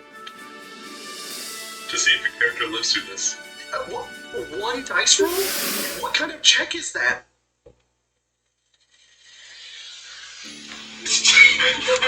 I'm suspicious! I'm suspicious of what you're rolling! Okay, now you're just rolling. Now you're just rolling just to roll. You're just rolling to decide things. Unfortunately, the squirrel is power word kill. I think that you're just rolling to decide whether or not things... How does that... I roll to change how tetanus works and it makes me immune to power word kill? Sure. Why do you keep saying yes? Why would I ever say no? Because you keep rolling! You know what? Here, since you have the camera in your hand, I'll roll for you. Roll a 7.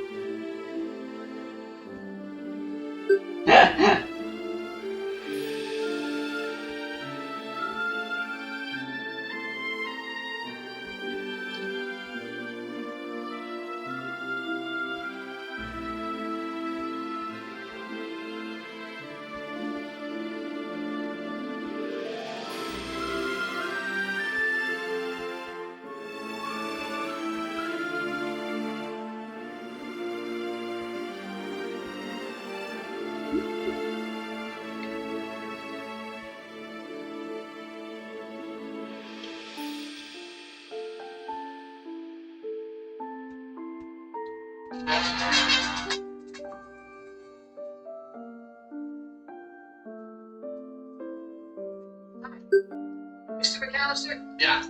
Mr. McAllister, who lives here? Yes, because somebody owes me 122.50. I'd like to work with you, sir. Am I under arrest or something? No.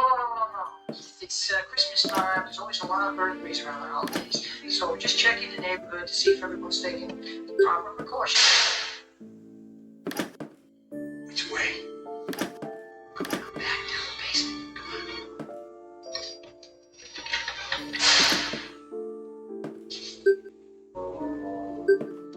Morpheus went to Florida.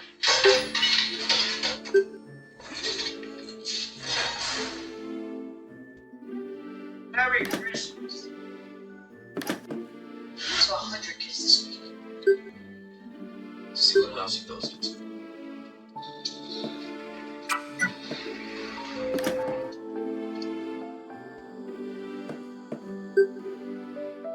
Following a child to the point where he's forced to hide outside a church in order to escape out of fear for his safety, Woodland Harry on the end of a few years behind the bars.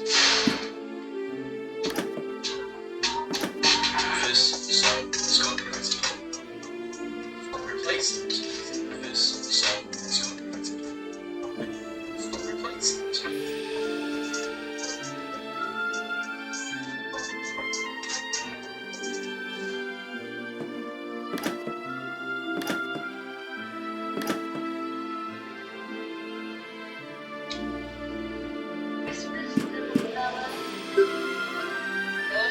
in there, and that's your own.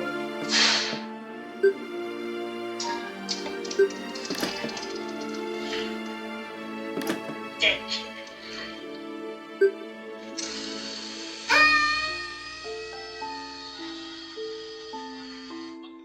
This instance of burglary wouldn't be forcible entry as the door was unlocked, or maybe not lucky though as he turned into a candle.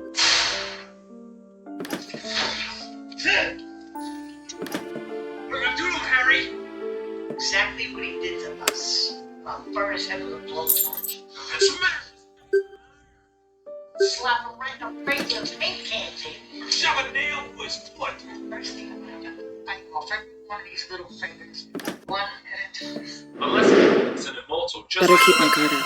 it can be assumed that they are expressing intentions to commit murder. If not here,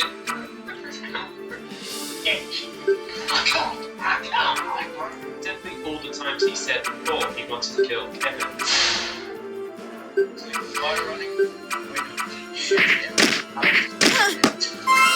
Thank you. There's multiple house burglaries.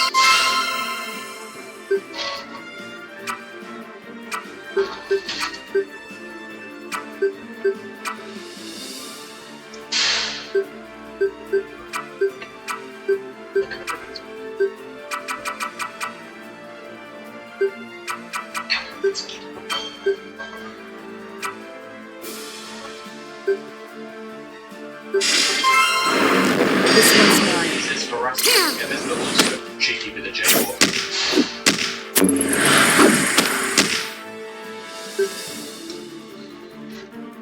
Round trip to Miami.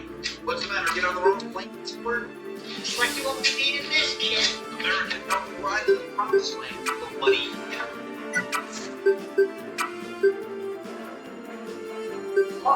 Mark, come on, let's go.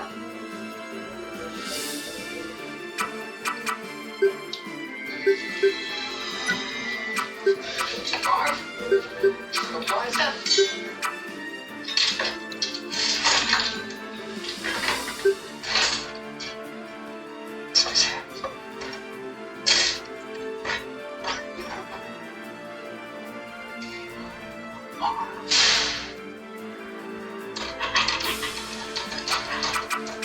Here, let me help.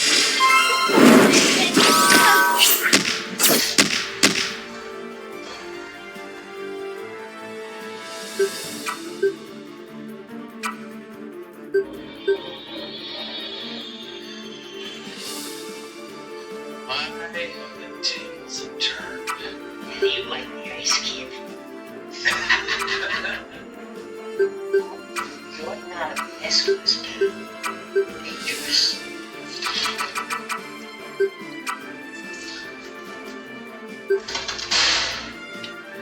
It's also highly unlikely they got the gun through legal means, given that they are convicts.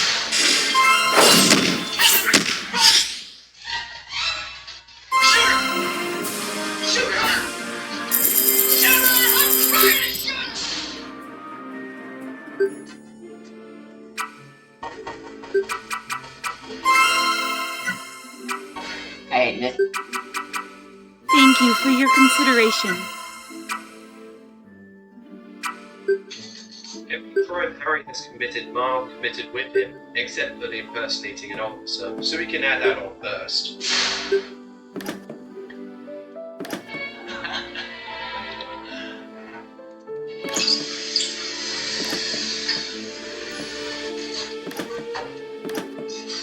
You did it again, didn't you?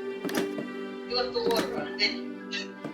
What's wrong with you? Why do you do that? I told you not to do it. For criminal damage caused by flooding the houses they robbed, I estimate it to be around $10,000 per household, with it varying from case to case. Since Harry shows he didn't want it to happen, told him not to do it, he can claim no involvement. Someone?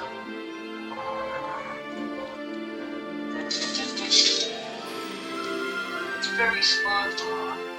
He busted out of jail for around 14 cents from a Santa Claus. Every little bit helps.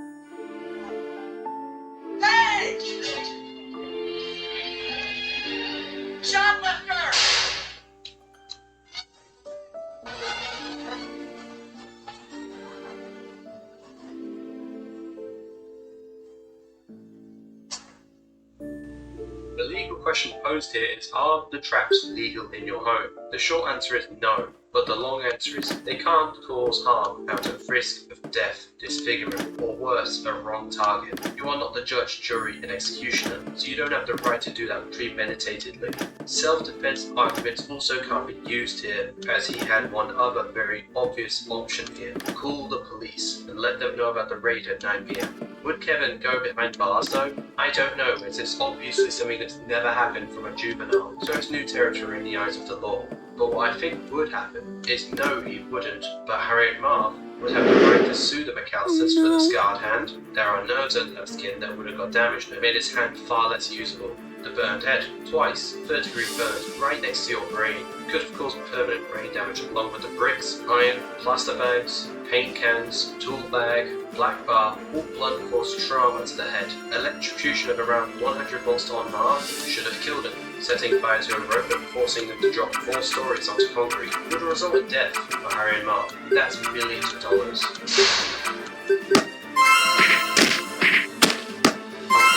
My thanks, dear friends.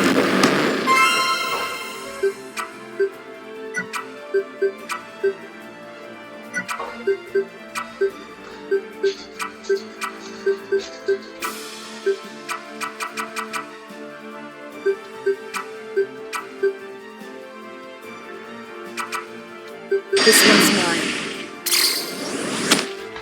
I want you all to my turn. Here, let me help you. My thanks, dear friends.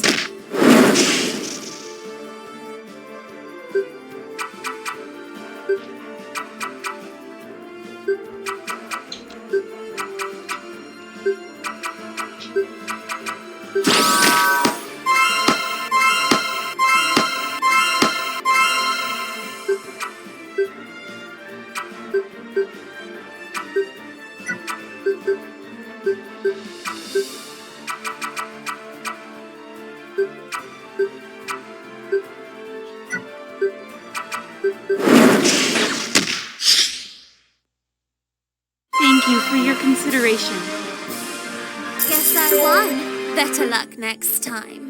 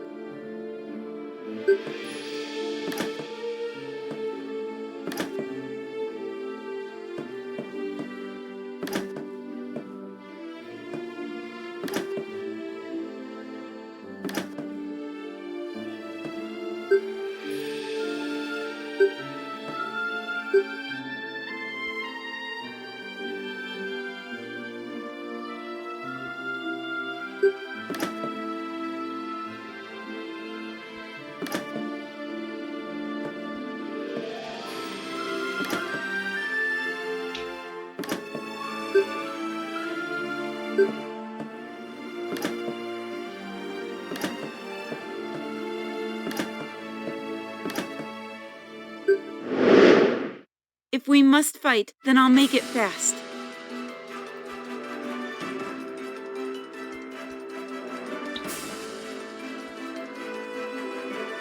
There are exactly 14 different games of tic-tac-toe.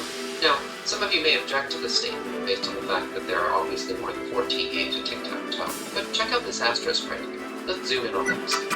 What exactly do we mean by different? Well, let's start by counting all the different games in the most obvious, naive sense. There are 9 possible squares for the first building, 8 Bend to my will, and so on. That means that the total number of possible games is 9 times 8 times 7 times 6, all the way down to 1, 49 factorial, which is 362,880. But this is a bit silly because it includes games like this, which are over before all the squares are filled. So if you instead make the reasonable decision to stop playing when someone has won, it turns out that there are actually only 255,168 games of tic-tac-toe. Now here's the thing about that number. The tic-tac-toe board is symmetrical, both by rotation and mirroring.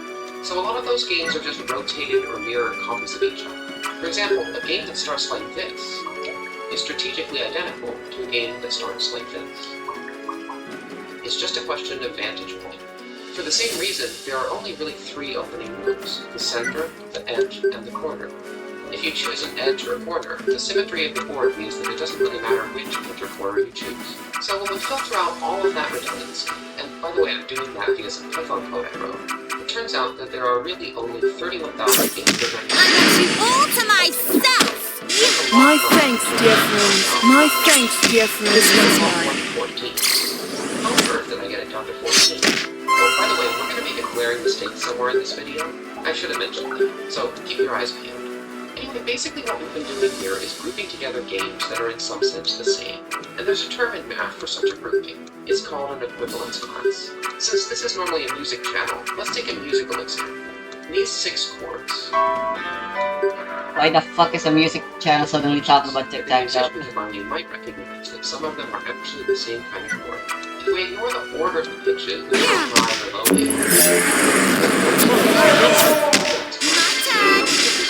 based on a certain idea of equality. These 2 chords are the same because they have the same types of pitches. In the same way, my count of 31,896 games of tic-tac-toe is based on the idea that these 8 chord positions are the same. Still, we can whittle it down quite a bit more, because the truth is most of those games are garbage. They involve players actively avoiding winning moves for no reason. No one would play a game of tic-tac-toe like that. In fact, are you even really playing tic-tac-toe if you're not attempting to achieve the goal of the game? Maybe, but for the purposes of this video, Let me help you. Thank you. There are now 2,928 games of tic-tac-toe. But now that we're requiring a certain level of competency from our players, it would be silly not to have them also block each other's winning moves. Not avoiding losing is almost as bad as not choosing to win when it comes to such a blatant and easily recognizable form. Adding this basic condition to our gameplay and redoing the calculation, we end up with only 2,936 possible games. Bend to my will! Play that no self-respecting tic-tac-toer would ever engage in. Take this board, for instance, where it's O's turn to play. Who in their right mind would play here or here, when it doesn't even set you up for getting 3 in a row? Let's assume that our players at least set themselves up to win if they can. With this condition, there are now only 146 different games of tic-tac-toe. Oh, and there's a slightly stronger form of this condition. Where would you play in this situation? Unless you're pretty new to tic-tac-toe, I'm guessing you would pick one of these 2 squares, because it gives you 2 opportunities to win. And since your opponent can only block 1, you'll win for sure on your next turn.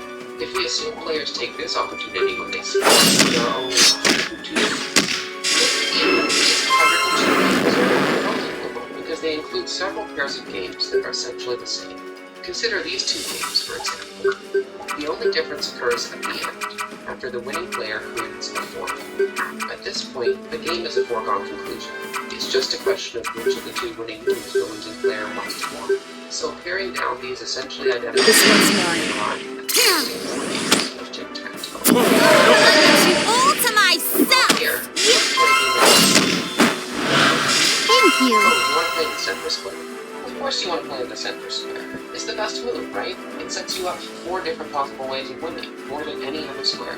And assuming you play the center, there are now only 14 ways that this game could play out. Want to see them all? Want to hear them all? I mentioned this is a music channel, so I hope you don't mind if I do a bit of sonification. Here you go.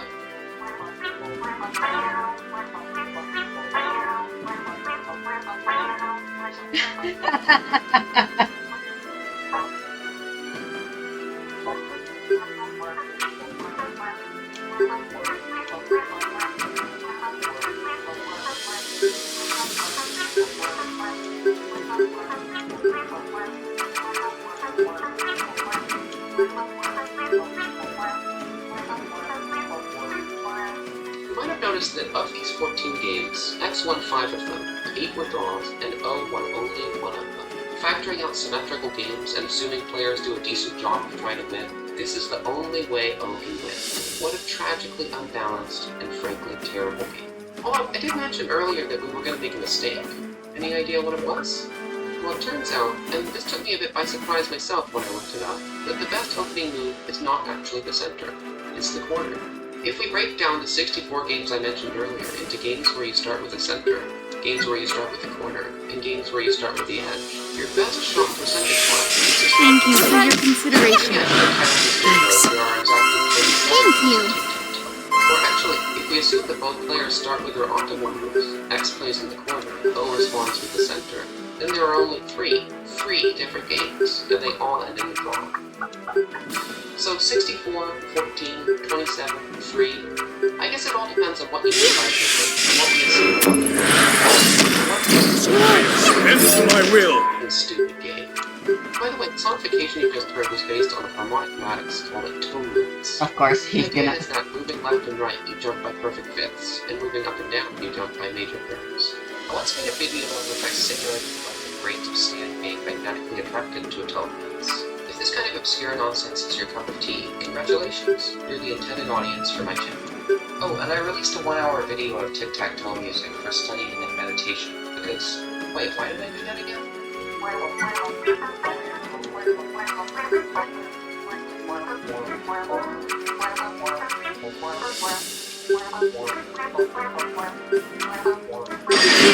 Let me help you. Thank you for your consideration.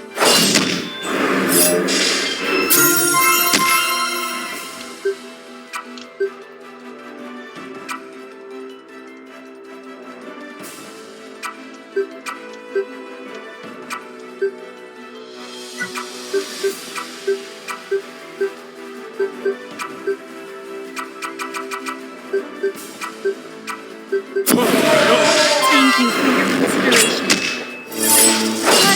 This one's mine. Thanks. Thank you.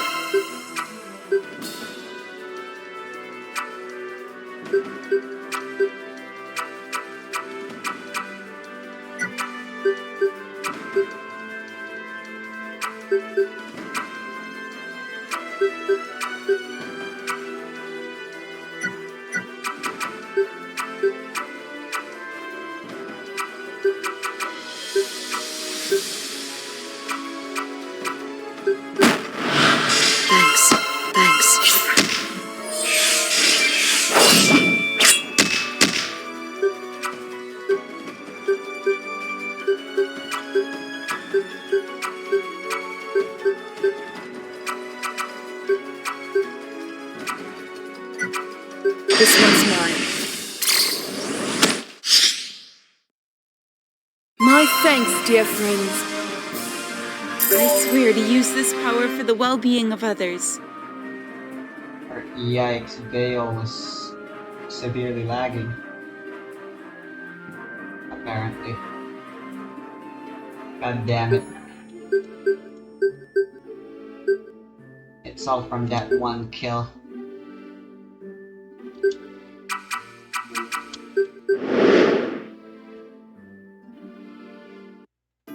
I think I can speak for most of us when I say that one of the more commendable things Mihoyo does for its games is that it keeps, or at least tries to keep, older units viable in perpetuity, or for as long as it can.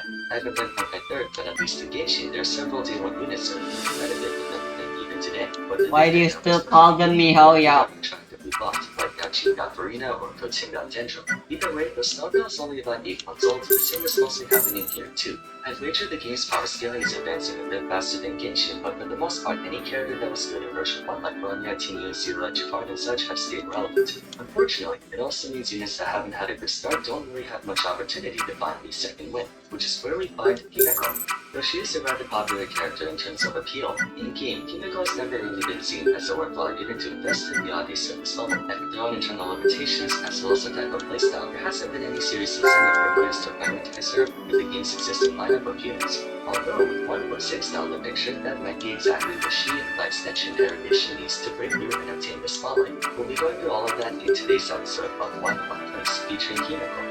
As the de facto leader of the Maidens, a faction that adheres to the path of the Trailblaze, from a narrative perspective, Himeko carries a fair bit of influence and power. Early on in the game, you get to witness her authority firsthand through the general presence from her demeanor and status. Alongside Welt, she takes the role of a surrogate guardian for the younger members of the Astral Express group, March, Danham, and us, the Trailblazer. fact, if not for her, all of them would likely have perished on Eurilla 6. I mean, for crying out loud, she controls a massive burning satellite laser beam, and is arguably one of the most disrespectful ultimate cutscene animations in the game, so you know she's powerful.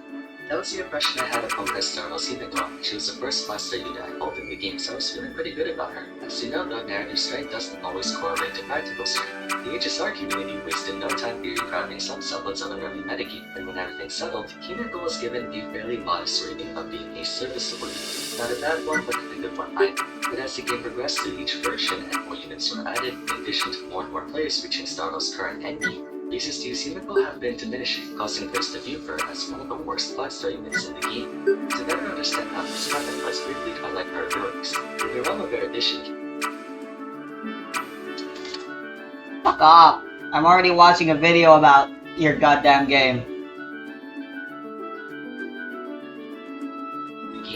To better understand how this happened, let's briefly highlight her abilities. In the realm of erudition, Himeko is extremely faithful to her path of choice, for better or worse. Her skills of blast attack damaging a single target followed by collateral damage to adjacent enemies. When combined with the first two major traces, Starfire and Black Punch, has a chance to apply burn damage over time, which in turn raises the damage over skill of 20%, a rather unusual property for an erudition character.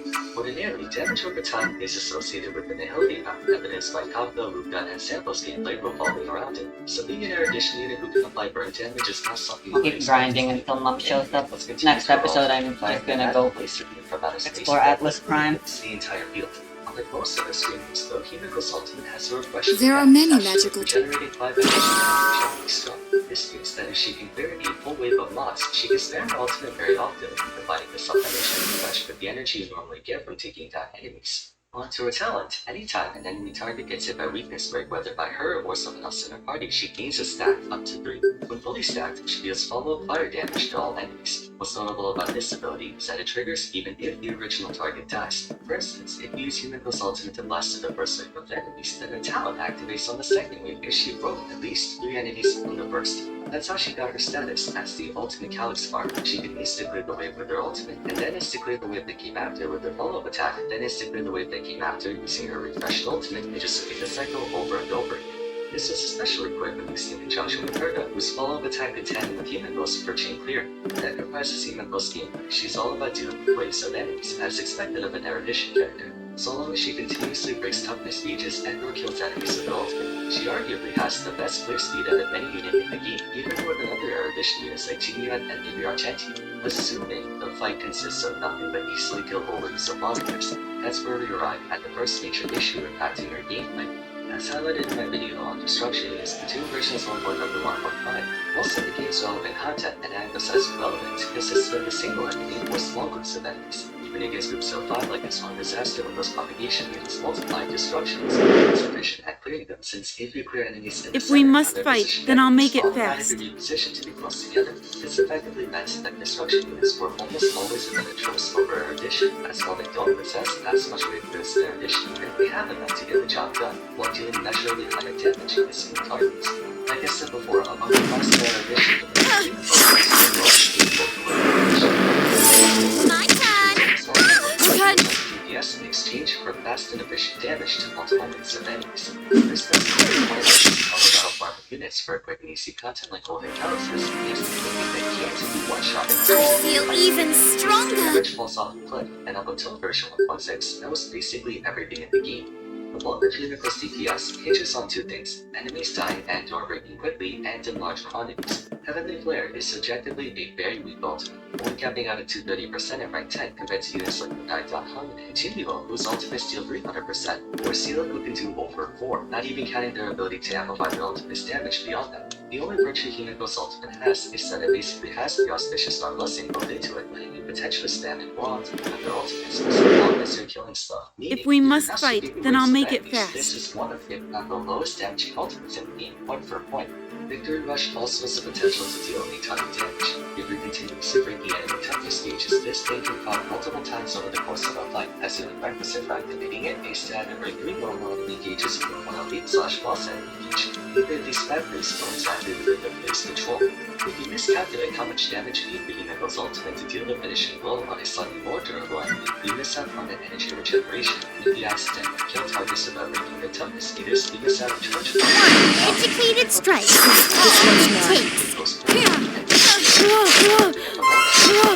My thanks, dear friends. Against bosses or anything that grow only 10 hits, her damage drastically falls off. In contrast to someone like Jinyo, whose lightning mode will always activate a set interval, Himeko can struggle with resistance, while there is the possibility that she might attack. Attention to the lightning mode can do significantly more damage. Oh, thanks for the attention, darling. Wow, we won! Mid-game players understandably don't have the needs or wherewithal to deck her out with good equipment. She doesn't have access to good weapons or relics yet, and without her traces, both major and minor, she struggles to do any meaningful damage. As a result, she can have a rather tough early game before she can reach maximum performance. The thing is, when she does reach endgame, she gets outscaled by many other units with high ceiling set. During the endgame, players are long past the need to grind Calluses and are more focused on how to XP is what I want. I think smart overtimes to encounters and map out the entire thing. They sort of account for this. Unlike back then when money was the main priority. Spamming Modari as much as possible was the best way, but when it comes to XP, this is way more efficient. And less sanity destroying. Ideally, Himeko wants a situation where there are multiple enemies and preferably that pattern that can be broken. For instance, having one elite enemy and 3 normal ones, or 2 elite enemies and 1 normal. How often Powers of the heavens! Start yourself regardless of who does the breaking. The best way she uses her talent is if she's the one doing the breaking. I swear to use this power for the well-being of others. Re-trigger itself. The problem is that for this to happen, all of her enemies need to have fire weaknesses, which obviously won't always be the case. What makes Silverwolf such a boss killer is that, among other things, she can apply elemental weaknesses to bosses corresponding to her carry's element if said boss doesn't already have it. Silverwolf can only do that to one target at a time. She can't give fire weakness to entire race of enemies all in one go, making her compatible with Himeko. The mother's strength flows through me. It's not even just her abilities either. Her personal light comes also fashioned exclusively this way. For every enemy on field, she needs boss attack, incentivizing her to always be fighting 5 dudes at all times, and whenever an enemy gets broken, she gets a huge amount of bonus. This one's mine. For 1 turn. Educated strike is all it takes. It's impossible to reach the full strength of a light gun, as there would almost never be an instance where you're always fighting 5 enemies and always break. That's ultimately the central problem affecting her. Why people think she goes bad to use. Her entire gameplay, everything about her, from her ultimate to her talents to her own personal weapon, is circumstantial and therefore inconsistent. Thank you for your consideration. Fucking kidding me? It's really situational. So far there haven't been many situations. Can you at least kill someone else? The other 2 5-star additions, G-Man and Argenti, have aspects of their kit that allow them to still be useful against a lower quantity of enemies. Genius like one can attack up to 10 times with every Let me help. This works enemies as the blasting terrifying and giving damage up to 30 enemies. But if there's only one enemy, then these no 10 attacks will strike out one enemy. Violence is never the answer, only the means to it. 500% collateral damage, but on the other, it ensures a guaranteed 660 on a single target. Even then, however, T1 is pretty suboptimal against bosses compared to other units. Same goes for Argenti. Argenti's level 2 ultimate damages all enemies for 280 at rank 10, and then attacks another 6 more times at random for 95, for an extra 570%. Expectedly, you want there to be 5 dudes so you can lay that 280 damage on everyone, but at the same time, if you're attacking only one person, it guarantees that all 6 of those extra hits will land on that one enemy, ensuring more concentrated damage. So while he still gets outperformed by Jinyo or Lunai.com, Argenti also has an emergency built in place. My There's a lot of Pokemon music. I just realized, why doesn't he have a bars for Pokemon based? I mean, technically she does if you got the whole second of the elite boss, but the bottom line is he certainly won't be winning any Blue Ocean strategy awards for it, but it's not like the other 2 channels are topics that aren't being talked about by a whole bunch of other people already either as well. Topaz grants a whopping 50% bonus to follow attacks, and since Himiko's Victory Rush counts as follow attack damage, that's another way she can boost herself up. But those privileges are lost on her because she's not. This one's mine. You could not there. She doesn't really have that same vertical investment potential that's up by her chance.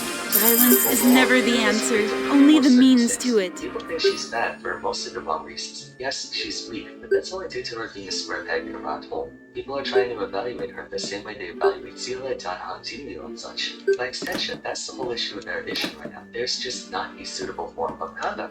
Or rather, there wasn't a suitable form of combat. Now there is. The company version 1.6 is pure fiction, a new endgame mode consisting of a series of individual stages where enemies continuously appear. By taking them down, you earn points, and they endlessly spawn. The more points you accumulate, the better. This changes everything. To repeat, Kimiko's specialty is clear, not bossing. Pure fiction is all about clear. Clear as many enemies as you can within a set number of turns. Even Ultimates and talent activations do not count as turns. Kimiko is the perfect choice for pure fiction. If you can sufficiently gear her on to where she can reliably chain her ultimate with talents, Kimiko will be an extremely powerful asset for this type of content. Content for her. For the attention, darling. Of a lot of easily one-shottable enemies. Pure fiction is essentially like counts, so anyone who can passively... My thanks, dear friends. Guess that wasn't too bad. Will have a natural advantage in this department. Once more, Himiko has the potential to deal a lot of damage if the situation allows for it. It's just that up until 1.6, there hasn't been a situation appropriate for her. But now there is, which is why I wanted to make a one-on-one place on her. Next to Yanqing, Himiko had to admit use 5-star unit. My studies have prepared me for this. Notorious for being the worst of the 3 DPS paths, but their virtue, AoE clearing not being a high priority. And she's fully geared towards dealing damage against waves of enemies, of which the only place where that happens is the one place Educated strike. All it takes. Instead, choosing to use her for supporting fire thanks to her massive talent applying burn damage over time, and her talents follow. However, with pure fiction, I can veritably see people looking to dust her off, but with all the support they can, and making her go to town on their goal with the pizza cutter. So there is hope, but the caveat. This one's mine. Mine's painless. How cunt! Every character was really set out to venture. Let me know in the comments down below what No matter what universe Himiko is in, she always fucking sucks. You really could leave a like and subscribe. Don't forget to follow me on Twitter at BarsRam, join my Discord server, and check out my Why No One Plays Herda video if you haven't yet. Until next time, thanks so much for watching, and I look forward to seeing you again soon. Take care.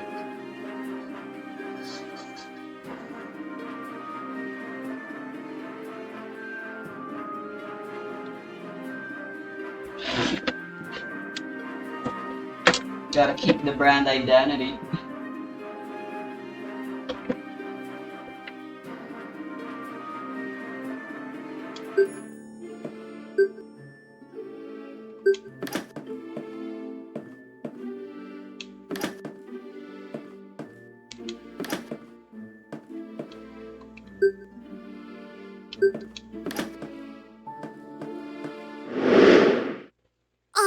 All this fuss over me.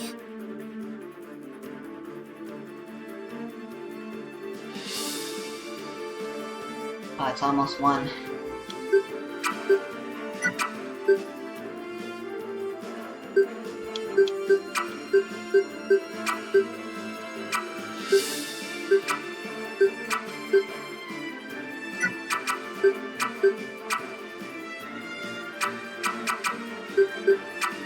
This one's mine. Educated strike.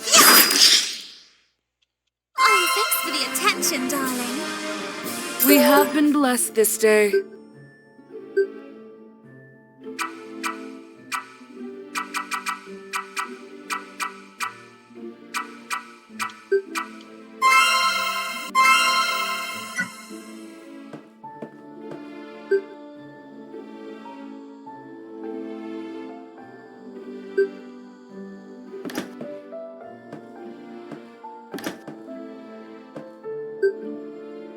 Wait, what?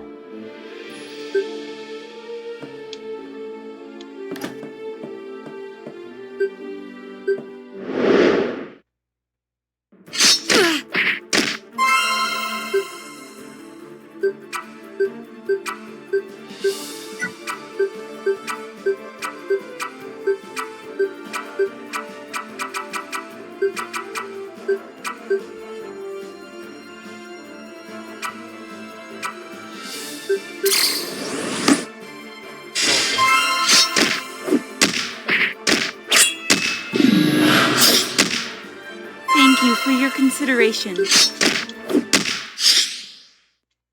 My thanks, dear friends. I swear to use this power for the well-being of others.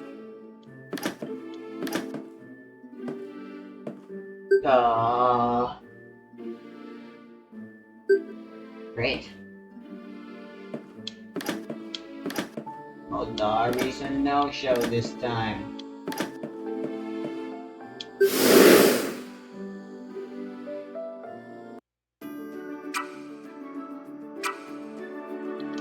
I think I need new armor for...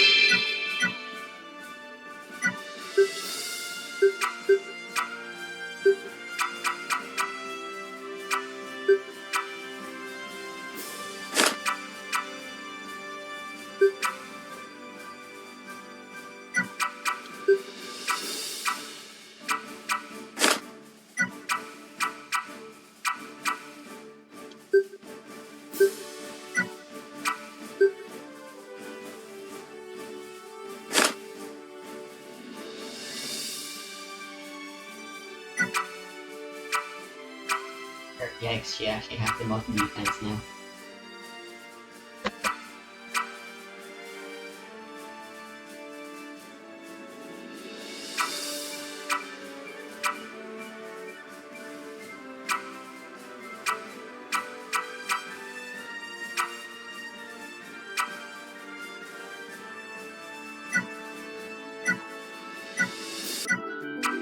Well, better to overcompensate, I suppose.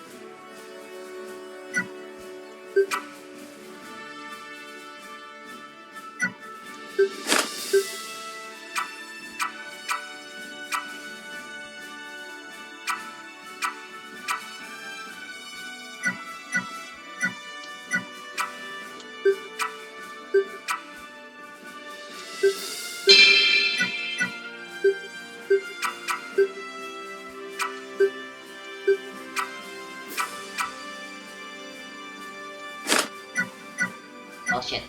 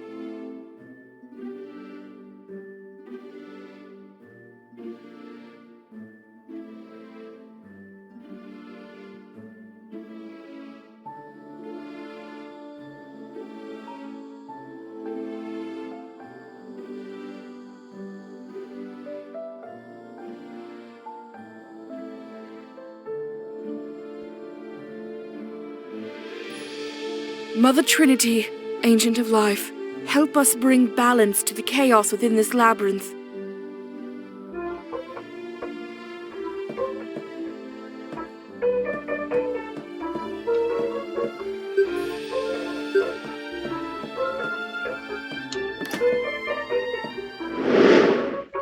My studies have prepared me for this.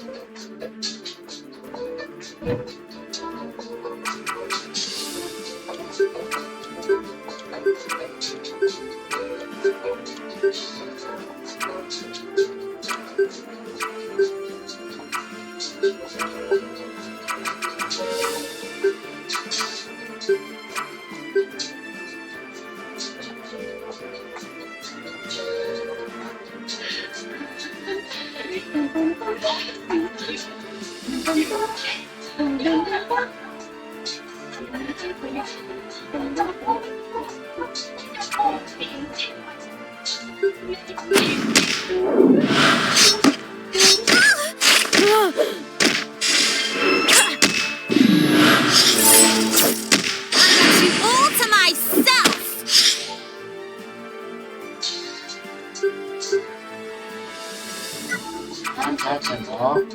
The rest. All upon. Harp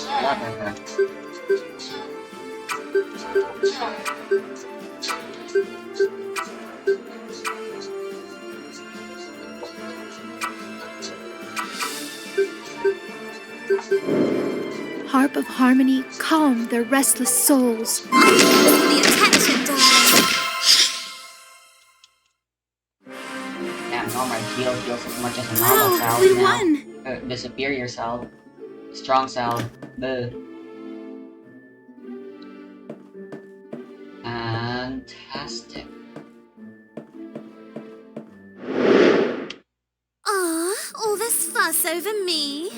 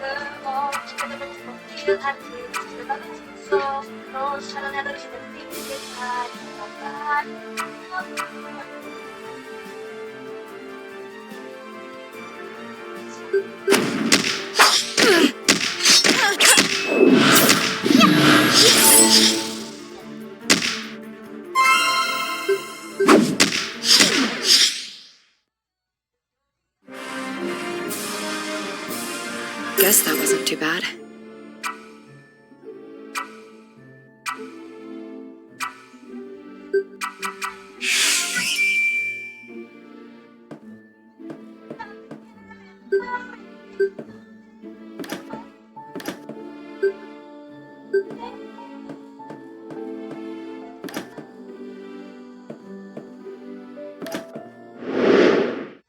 The mother's strength flows through me. With me, darlings!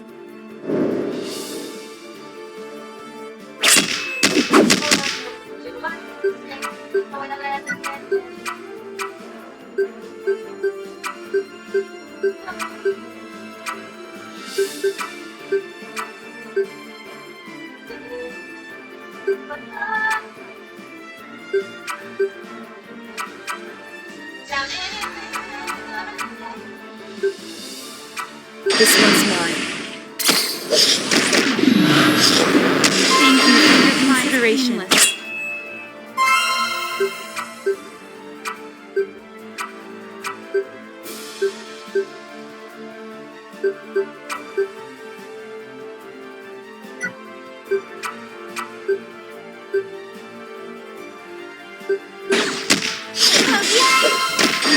Mine's painless.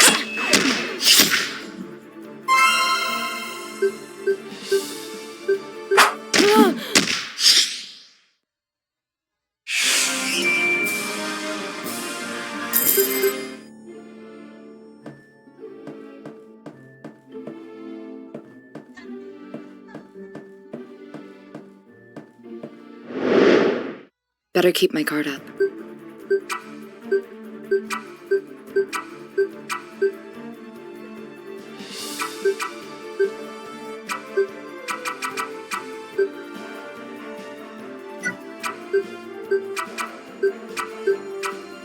Guide my hand, powers of the heavens.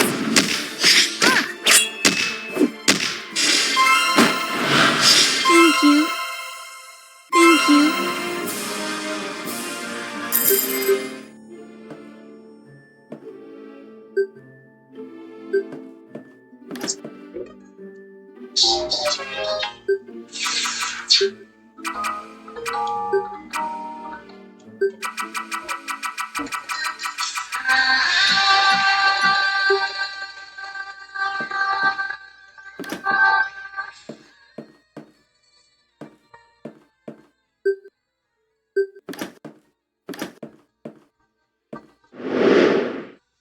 The mother's strength flows through me.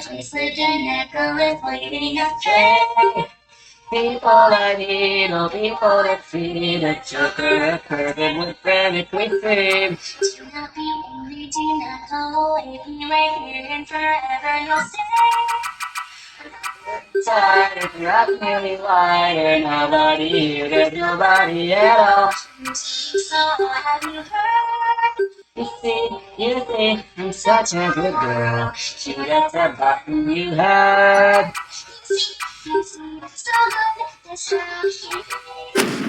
One educated strike is all it takes.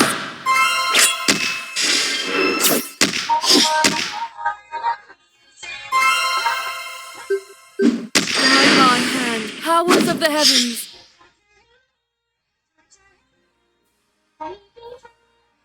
I feel somehow stronger.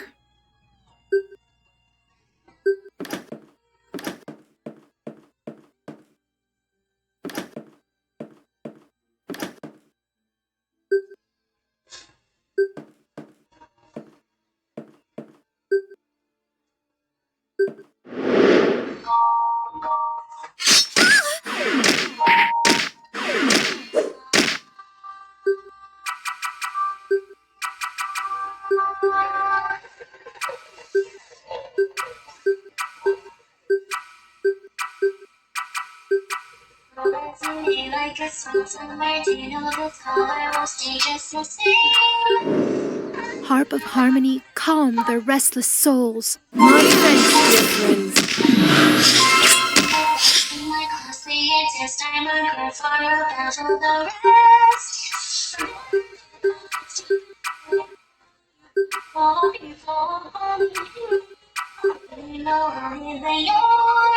From me to you, confessing my heart. Was it a lie from the start? And show me a creature you are. Educated strength is all it takes. Take what you want of me, taking from me, taking from me. I swear to use this power for the well-being of others.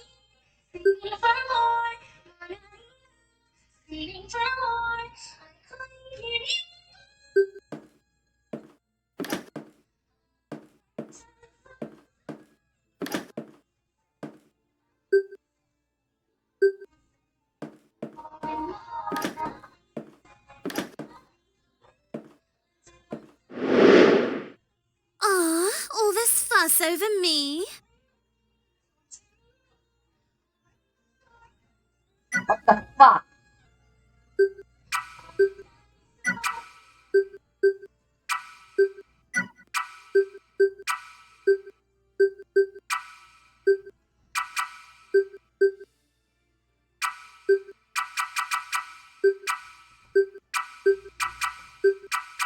This one's mine.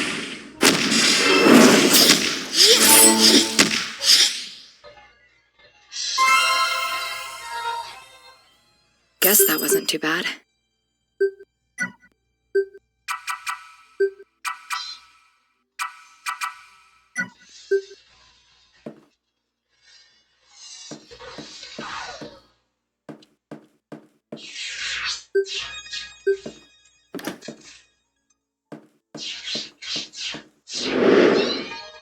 Aw, all this fuss over me.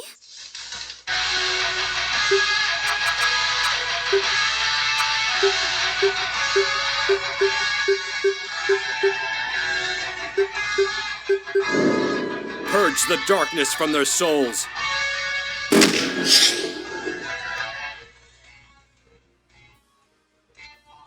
Wow, we won!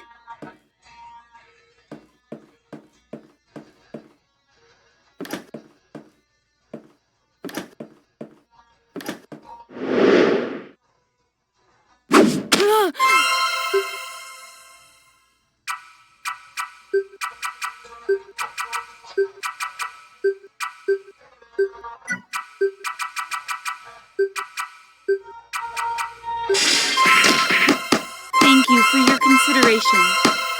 Oh, thanks for the attention, darling.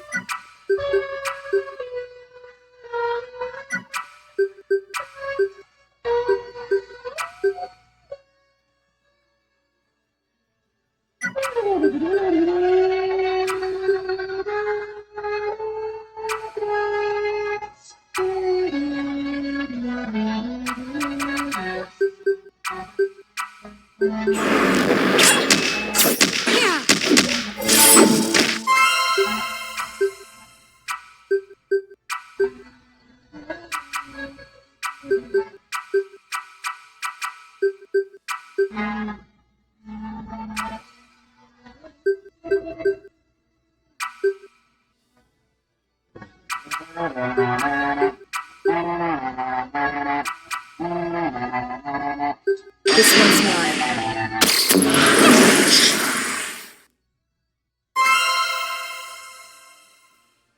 Guess I won. Better luck next time.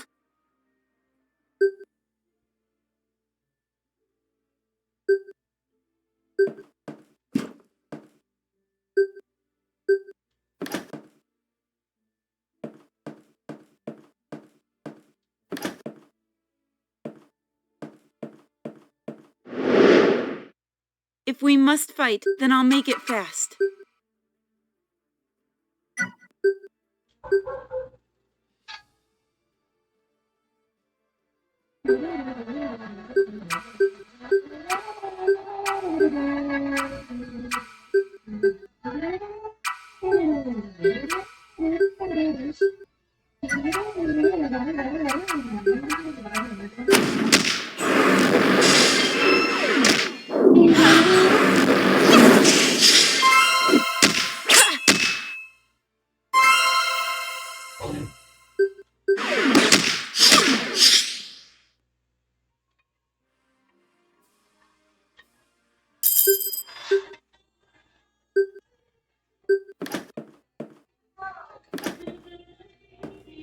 Cool.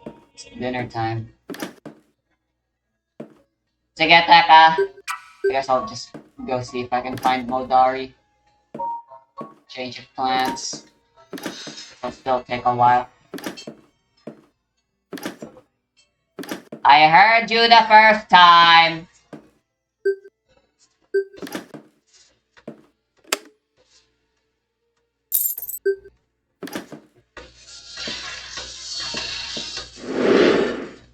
Oh no.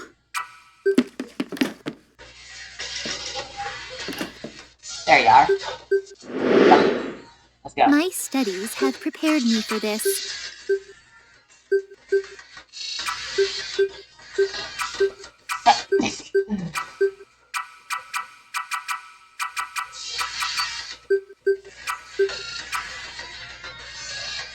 This one's mine.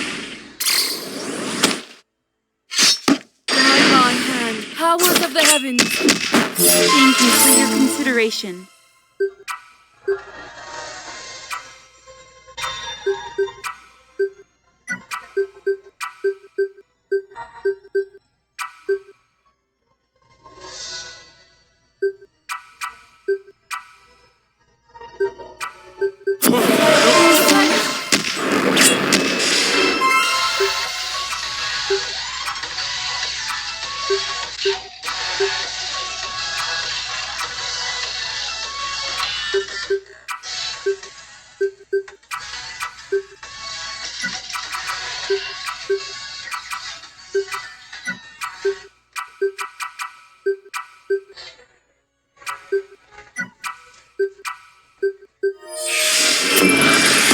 Guide my hand, powers of the heavens.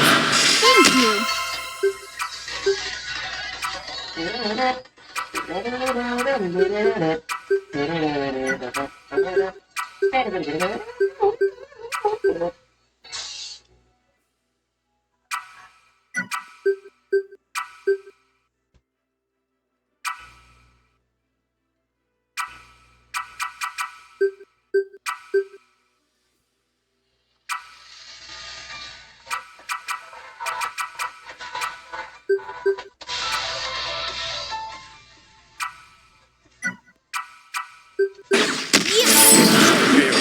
To my will. Seamless.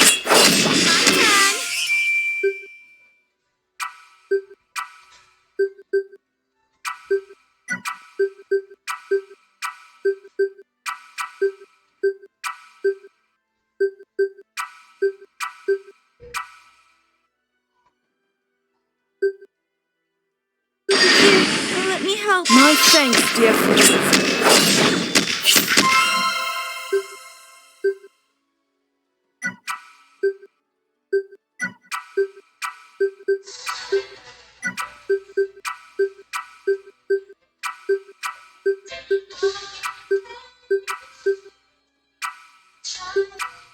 This one's mine. Thanks. Oh, thanks for the attention, darling. It was a memory you used to be. You used to be.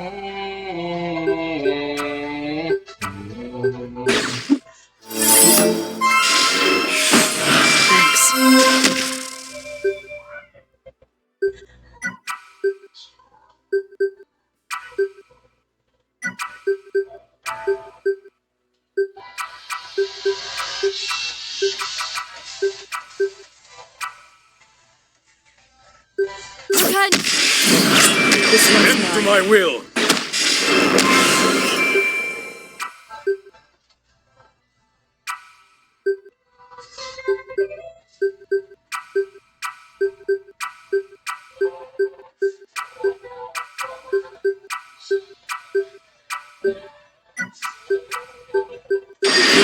Let me help. Thank you for your consideration. This one's mine.